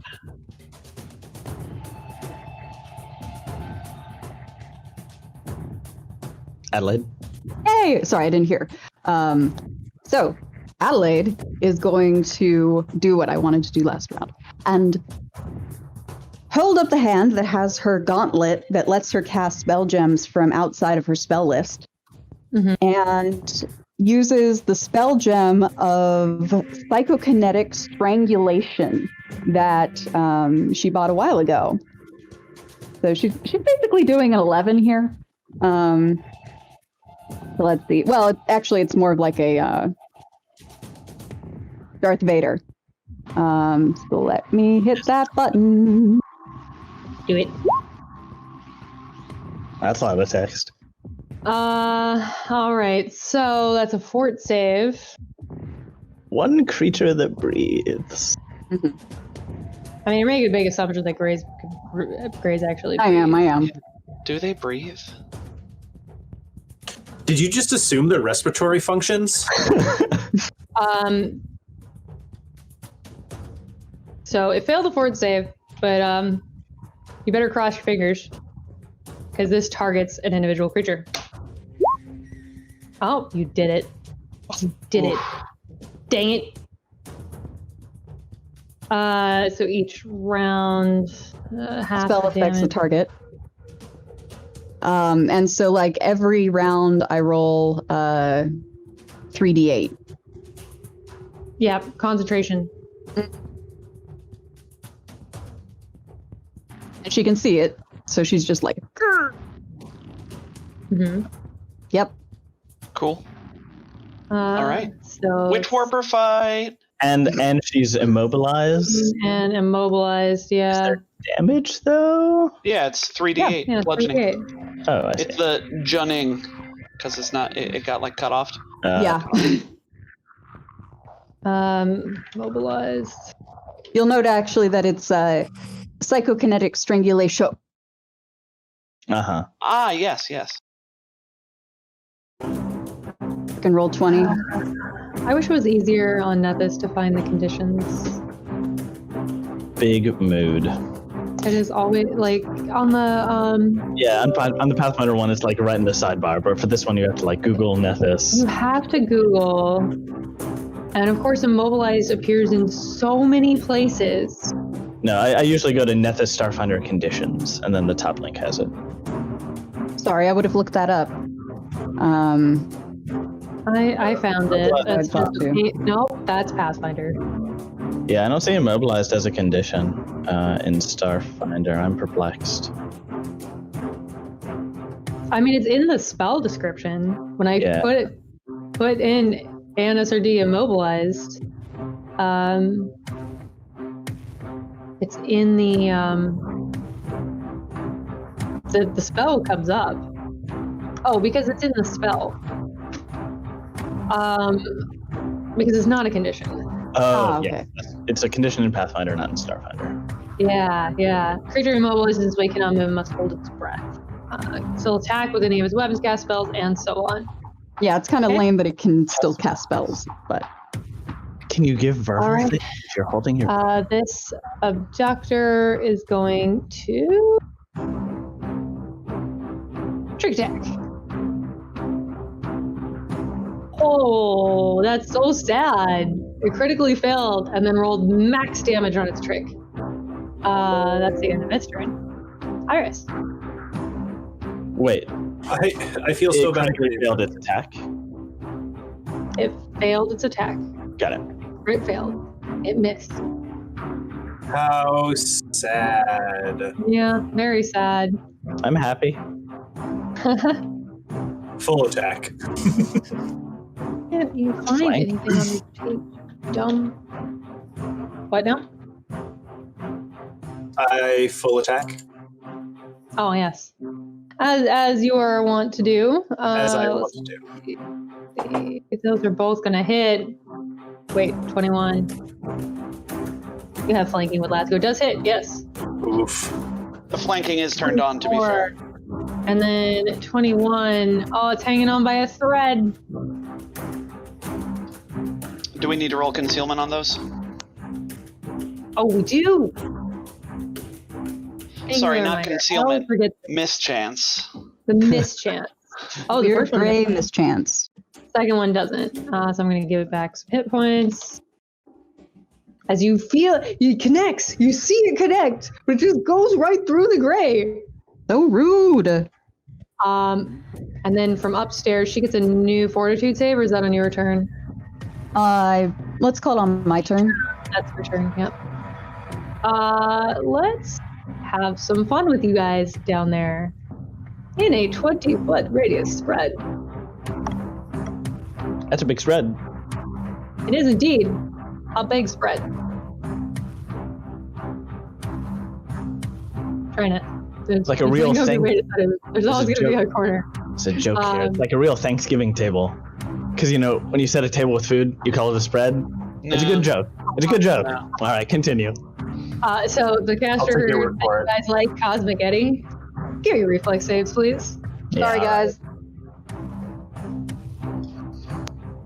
Clearly, this I've is given the her worst. ideas. No, I mean, it's just the way the caster is built. Same class. Last one of these, but well, in Cosmic Eddie, both for the Mystic and the Witch Warper is pretty much a you're gonna take it spell. Mm-hmm. If you don't, you're doing it wrong, pretty much. It's same hard class. if your party is heavy melee though. It is, yeah. It's definitely tough. All right, so Iris makes it. Ogden fails. Lasco makes it. I failed with a 21. You did fail with the 21, just barely. So it's 4d6. It's reflex partial C half. Or C text. That was terrible. It's a 12 on the dice. Additionally, creatures in the... can I please read the spell before you interrupt me? Yeah. Please. Creatures in the area are knocked prone and reduced to half speed while the spell is in effect. So that's going to happen to Ogden. A creature that succeeds at a reflex save takes half the damage and is not knocked prone, but is still reduced to half speed. And none of you are flying. And then you only get subjected again if you leave and come back. But we're always at half speed while in the cloud, yes? While in the area? Right. Okay. Well, that's not Everyone so is half bad speed then. in the cloud. Because guess what? We're not going to leave the area because it's the whole pronking room. It is the whole pronking room. Does and that it's gonna affect her too? Huh? If it's the whole room? It is a tall radius, from what I understand. Like it's a tall, isn't it like a 40-foot? I might be misremembering. Why? It's a 20-foot radius spread. Is there some rule I don't know about 20-foot radius I'm spread? just asking it affects her. You said it affects the whole room. She's in the room. Right. But she's also like 30 feet up. So and she's the center is down there. okay. So it doesn't affect Even the whole if it room. is a 20-foot sphere, the other 20 feet would be like below the floor because of where she's centered it. I understand. Centered So, I understand. This Yep. all makes sense. I just want to know like where it's centered. You're saying it's centered at the bottom of the room? Yes. Okay, Yeah, so it's that only makes covering like the bottom 20 feet Right. of the room. to be fair, that was what I was implying when I said it covers the whole pronking room. Was it covers our portion. Yeah. So, yep. Just for good measure, she'll fly the last 10 feet up to be all the way at the top of the heck and ceiling again. Isn't she immobilized? Oh, she's immobilized. She can't fly anywhere. Never mind. Lasco. Lasco slowed can still punch this operative. And does so. Forgot about Did that. the operative take damage from the spell? Oh, sorry, that's not flat-footed, that's for slow. But...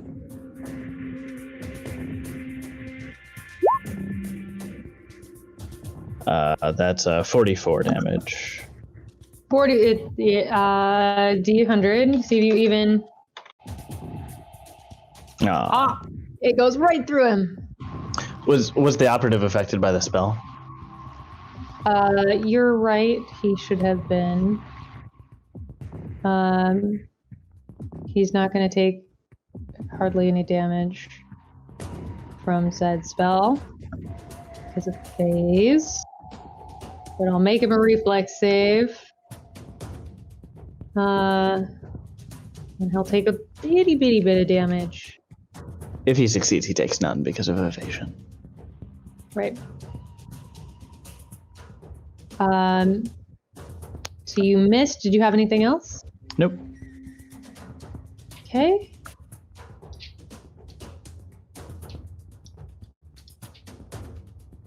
Oh man. All right. Ogden. Can you all guess what I'm going to do this turn? What? No. Shoot the operative. I'm going to shoot the operative and probably miss for the 4th round in a row. Oh. Ogden shoots from the floor. Okay.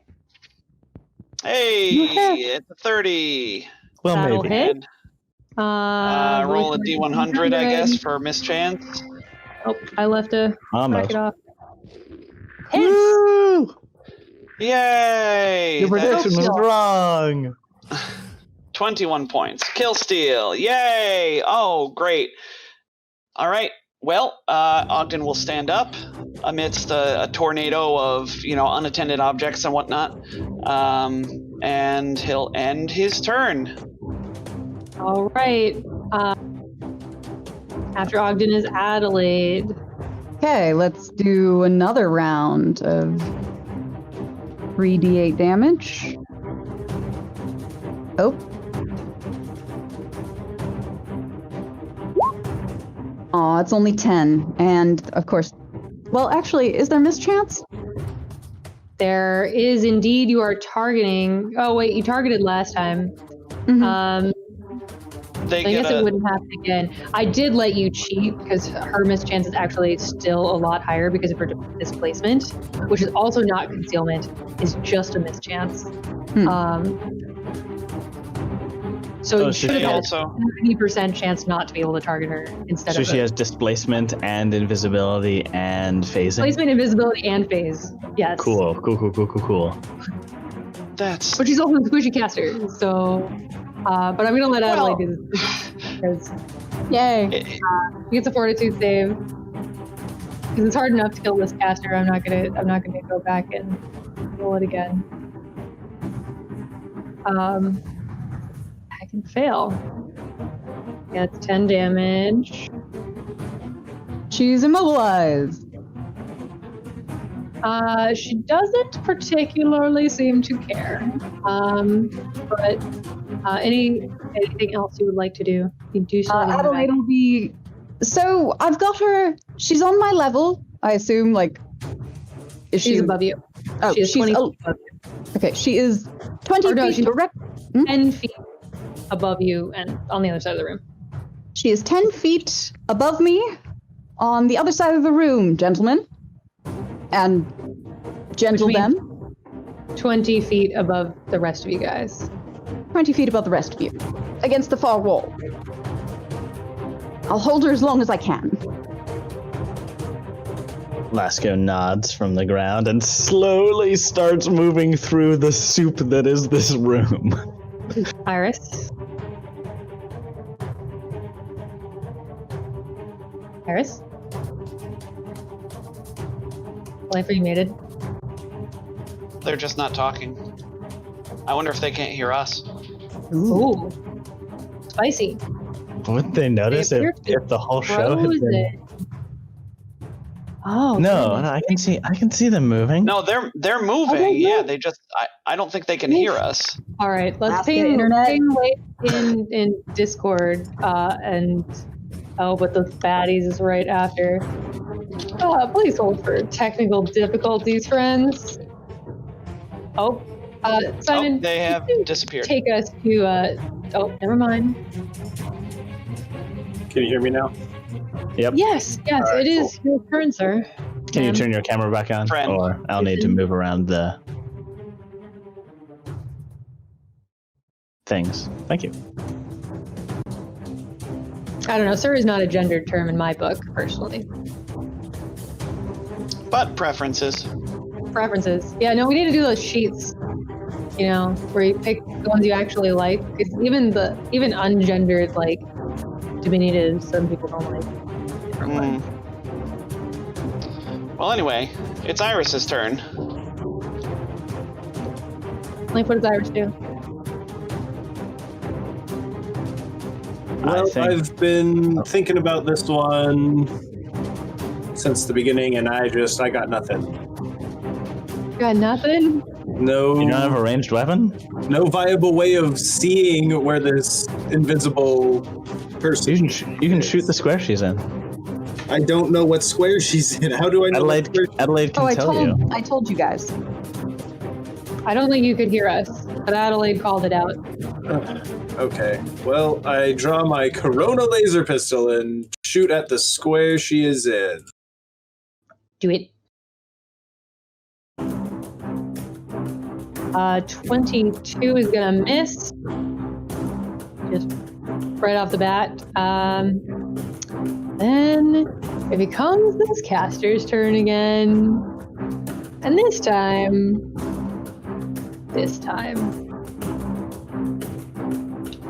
The one thing that this NPC sheet does not do well is it doesn't have good spell management. So I always have to use the SRD for all the spells. In that same radius, friends, I need another reflex save. As an explosion rips through that part of the room. Ooh, which one's that? Explosive Probably blast. explosive blast, if I had to guess. Oh, well, I failed. The DC on this is, oh no, was that Leif vanishing We again? lost Leif. Oh, they're back. Oh. The The DC internet. on this one is 22. Lasco fails. 22. Ogden fails. Iris, I need a reflex save.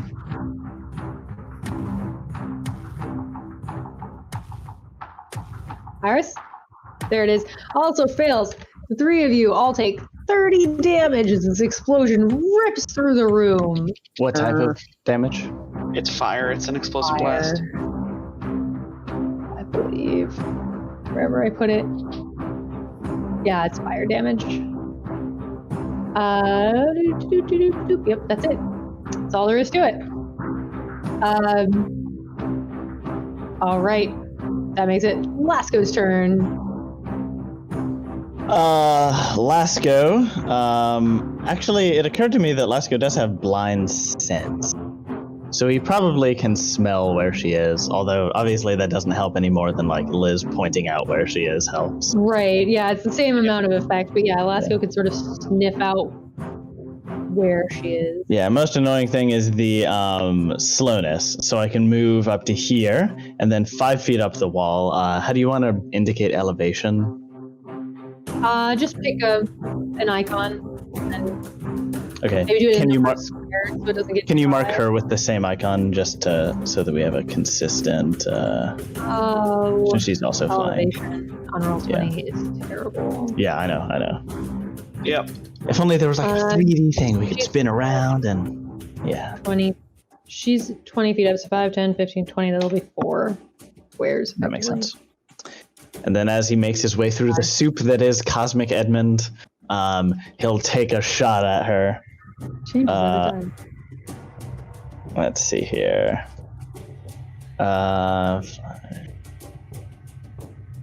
Make her, yeah, flat-footed makes sense.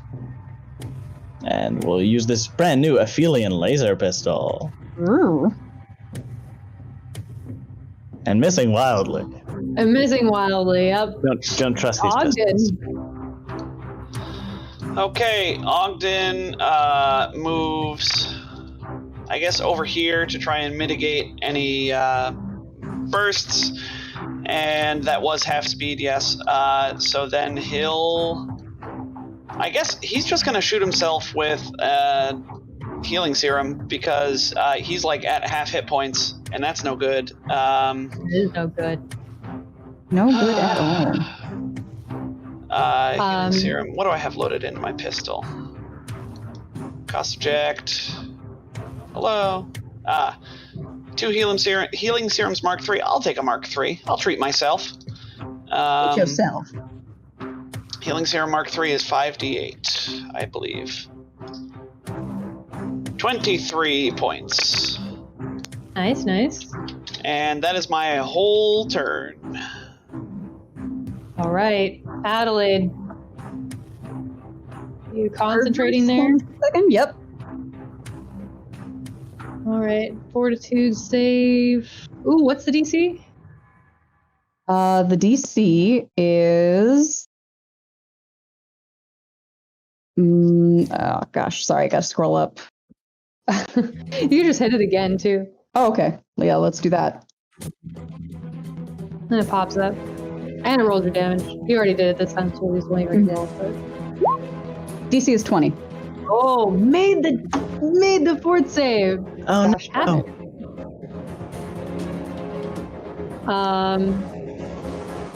And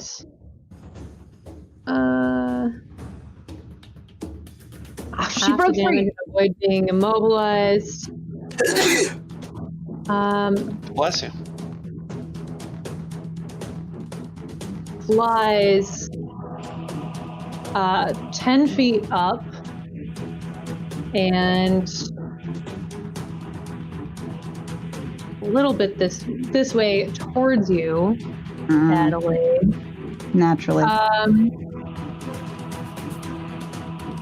And then we're is also going to do second verse, same as the first, and ask for another reflex save down there below.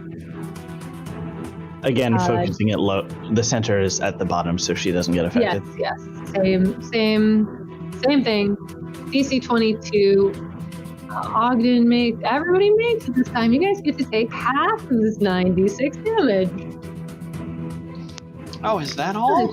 35 damage, which means you take 17 each. Evasion. Unless you have evasion, like Washco. All right, what am I gonna do? I don't know how I'm gonna do it. Iris is just unloading in that one square there. Hold on. Something's not right here. Shouldn't I have gotten that? Pause just 1 second. Oh my god, I never do this. Nope. Damn, it's level 11 I get soldiers on the slot. I thought it was earlier. Alright, so just 2 attacks this round.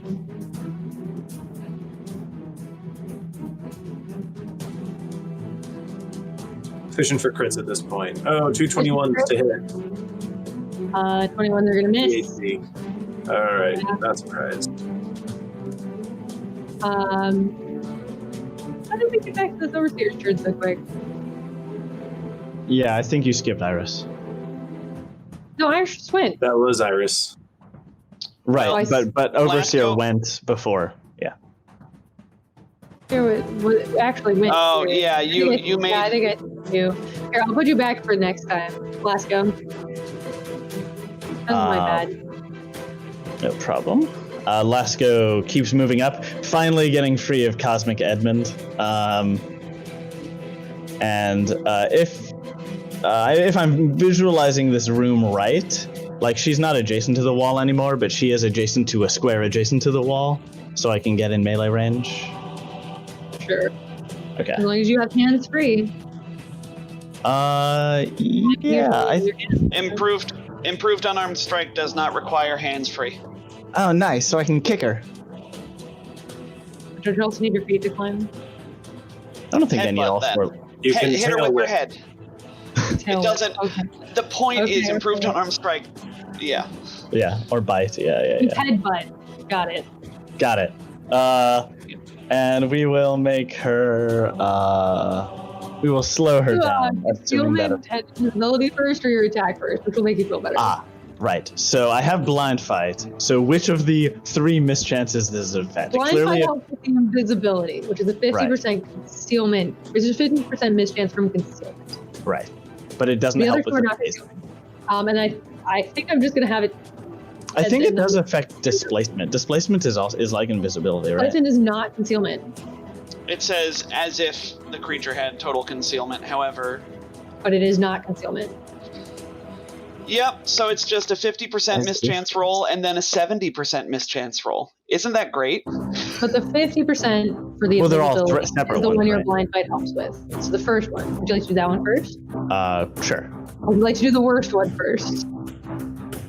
I still want to dig into displacement. It sounds like that would be the same as invisibility, but I can dig into it some other time. D100. So the invisibility hits, and then the same roll for displacement. Oh, I'm sorry. No. Displacement is a different roll, and you didn't make. I didn't realize you were making that one. This was supposed to be for visibility. You didn't make the one for the displacement phase.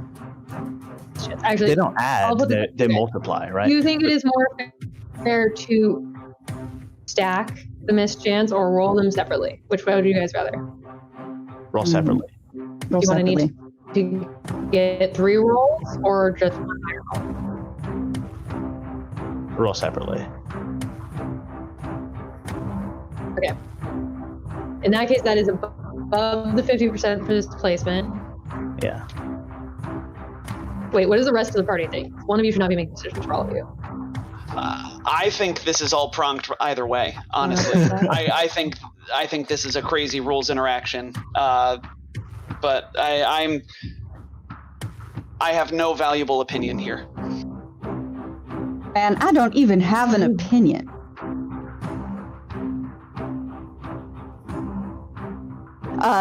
Interesting. Displacement actually, that's really weird. Displacement's a weird spell in Starfinder. It says that if a creature with blind sense can... Oh, no, because I can't see it. Yep, got it. Ignore me. Yep.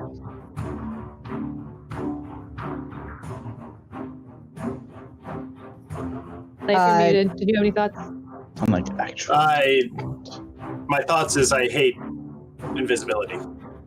Yeah, you're right. They stack. Amen. No, this is just They stack. They mischances. stack. You roll 3 times. So the effective mischance is 50% times 50% times 80%, which is about like 15% hit chance, assuming that you hit the AC. Yeah. So really, what this is you need to succeed at 4 rolls. Nice. Yeah. All right, well, let's roll the last one. The last one is For me, 5 rolls, but I only need to succeed at 4 of them because of blind fight. Lasco will hit if he hits. If I hit, all right. Now a few more rolls. Trick attack for flat-footed to make her slightly easier to hit. Was there like an item in some other room that we should have found that would have helped with this fight? I don't think so. Dispel magic, cast ad You guys nauseam. are level 10. Yeah, I know. That's how you're dealing with this fight. Yeah. Does the 19 hit her flat-footed KAC? It does not. Okay. Also, she's not flat-footed. Oh, she's immune to flat-footed? Nope. No, You her failed the CR is trick. level 11. Oh, yes, I should have guessed that. So Okay. you do need to succeed at 5 rolls to trick and hit. Actually, Isn't 6 because of blind fight. 6 because of blind fight. All that, and Lasgo missed the attack roll. All right, Oh. Ogden. Dare I trigger the same thing by saying I attack? Who It'll be knows? much more efficient this time. It is 3 D100 rolls and your attack.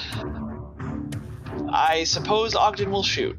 So he shoots at the place where he saw Lasco maybe headbutt into something, maybe. All right. And so so let's roll for invisibility.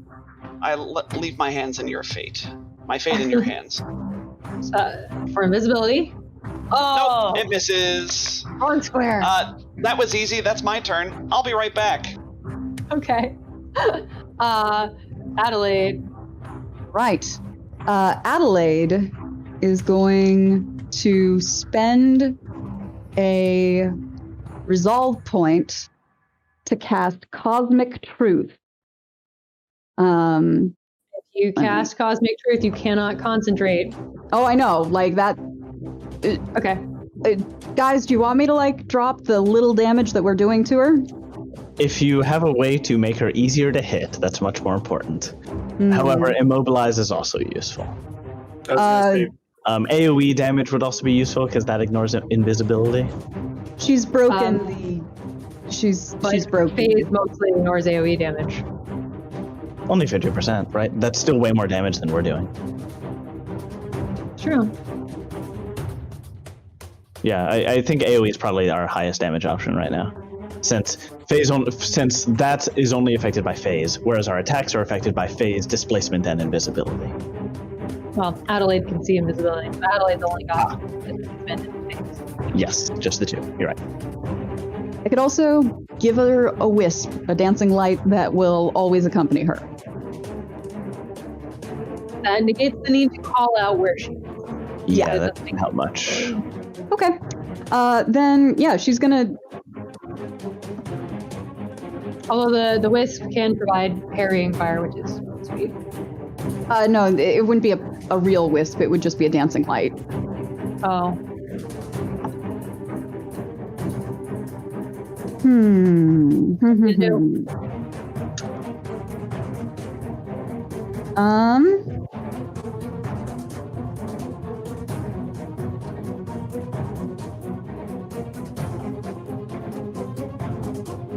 Guess I'm gonna keep with psychokinetic strangulation because once I end this spell, I can't do it anymore. Because it's a spell gem. Right. So. And it doesn't automatically end when she saves, does it? Did we double check? Because I seem to recall. I don't think it does. It does. Because I remember being really frustrated with it. Because if I didn't get off that first one, I couldn't use it anymore. Concentration up to 1 round per level. Yep, up to 1 round per level.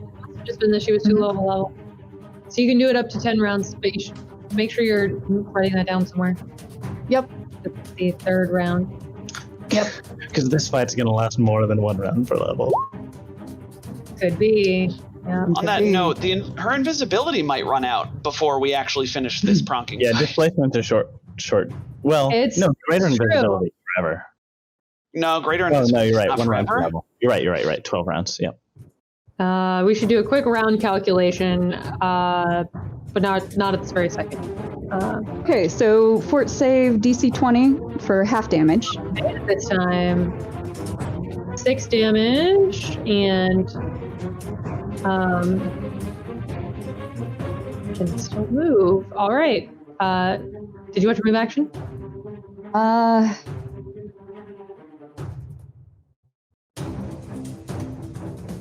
No. Iris?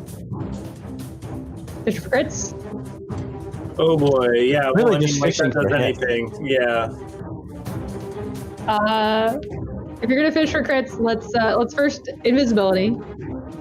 Just so you don't roll anything. You don't waste any good rolls, right? Mm-hmm. Invisibility is 50. That's above, so you're good. All right, displacement. You're good. Phase. You're good. Are you gonna full round? No. No, Yes. just one. Fucking, I Yes? don't know. Yeah, no, it's just. What do you think? What do you think, guys? I think you're gonna fish for good. All right, let's go around. Let's go around. You didn't know. I was gonna do it for the second one too. 21 is gonna miss. A 26 will hit if we could get through all these. All right, ready? Invisibility. Oh. That was a 3 on the D100, which means the invisibility got Iris's second attack. And then it is the Overseer's turn. The Overseer is going to change their tactics this time and ask all four of you, for a fort save. After shifting away from how exciting. Sack that guy. Oh no. I'm going to use my reroll. I'm going to use my reroll, my one reroll per day. Okay. Reasonable. Lasco fails. Is it a poison or disease or radiation? Bill fails. No. Iris is okay, and Ogden fails. All right. So that's this spell here is gonna do 2d6 as parts of your body turn sickly and black. Oh yeah, that one. What's the type? 6 damage. It's just damage. Okay. No type.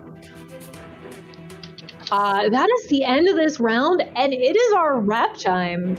This caster still has like 3/4 of her hit points. I think you guys got to kill her next time. I'm gonna have to end on another cliffhanger. Yep. It's so funny. I can't imagine why she still has 3/4 of her hit points, guys. Can you picture why? Can you think of it? Oh my god, that's so crazy. Like Guys, you did. You may not have explored this whole level yet, but this is like this is book 5 boss. This is the end of the book boss. I get it. It's just I'm not surprised she's hard. I'm just saying a 5% mischance is a very frustrating way to play. Yeah, it's this. One of these things by itself is fine, right? Like we could deal with invisibility, we could deal with displacement, we could deal with the Gray's displacement, whatever. But all three of them is not. This is a little enjoyable. Bit crazy, but the good news is, you're obviously the PCs don't know this, right? But as players, just to give you some encouragement, we're on round 7. She has no more 4th level spells. She's used all of them. Yeah, she's running out of resources. So she's running out of resources, and then like once the caster runs out of resources, like her fly and her invisibility are going to run out. Yeah, and then 5 rounds. Yeah. She's got to finish this in 5 rounds, or else. Yeah, or else everything ends. You guys kill her. So like as players know that you are not in a hopeless situation by any means. Yeah. Your PCs have every reason to feel hopeless. This is like the biggest it doesn't feel like a very heroic fight, honestly. But it will. Yeah. Right? You'll get there. Well, I think it's like a mind shift change, right? Like, don't think of this as like us trying and failing to bring her down. Think of this as like us surviving until like the ticking time bomb in her chest of 12 rounds ends. Yeah. It's just gonna be long, and probably like if we're getting inside the minds of your characters, they probably feel like, oh, Pronk, how are we going to get this incredibly majestic, great-looking Gray? What? Oh, I'm the one who could hear. Well, I mean, you all saw her when you came in. Sure. Them. I don't think Grays have gender, by the way. Yeah, probably not. I don't think they do. I don't think Grays have gender. I don't know how they reproduce, but I don't think they have any gender. I mean, I'm sure they just throw each other in tubes. Oh, they do. They're female. Yeah. This one's female. Jairu is female. Okay. Yeah, I mean, they look female presenting, but yeah, they might all be female. This is the first one I think I've seen with a gender. But I think all the art is definitely female because they're all wearing those skin tight suits all the time. All the art is definitely female. Strange. But what pronouns? Not that I've been looking at Gray's crotches all day. That's totally not what I was doing when I was supposed to. Just a thought I had. I don't know. Don't listen to me. We should probably pop off for the day. Sure. As it is that time. We'll come back next week to finish this climactic fight with Overseer Jairu and see where that leads us. Not next 2 week. weeks. You're right. 2 weeks from now. I tried, audience. Kid. I tried. They shot me down. You saw it. It happened. Yep, from behind. 2 weeks from now, we'll come back to finish up this fight and see where the mystery goes from here. We only have about 3 episodes left on this show. Even though we kind of or... jumped the gun on this one? Or Yeah, you guys still have to. There's stuff that's going to happen. Sure. We might actually even have 4 episodes just because we've sort of been off a little bit and we might need to wrap some loose ends and stuff. But 3 or 4 more episodes is about all we got left. So keep your eyes and ears open for what's going to come next when Threefold Conspiracy wraps up. I promise it's going to be exciting. I can't tell you what it is yet because it's a secret. No, we don't know yet. Join us in the chat. Yes, come join us on Discord after we wrap up here and chat with us for a little bit. We'll talk about how the game went, and answer any questions you have, continue our rules debates. If you have stuff you want to throw in about the rules, if we got something wrong, come tell us. We're always happy to debate rules. You know us. We try and keep it short on the show, but we'll debate them all day. Yeah, it is unavoidable sometimes. As always, big shout out to Seth, Mistaken Potatoes, for our fantastic art, character art that is, and a shout out to all the other artists that work with Paizo for this great art that we get in our AP. Whoever did this Overseer art, chef kiss. It's perfect. It's lovely. I want to build this character to play, but not a witch warper. Maybe. Okay, they're growing on me. Okay. Shout out to Tom and Sirenscape for our sound design here. Tom for his original music as well as running Sirenscape throughout the day. Big shout out to all of you out there and our wonderful audience, because we wouldn't really be a show without you. And last but certainly not least, my wonderful players. Thank you all for continuing this adventure with me. And we'll see you all next week. Not next week. Week after next week. Say goodbye, everybody. Bye. Bye, everybody. Bye, everybody. Week after next week. Goodbye, everybody. Week after next week. Take care of yourselves out there.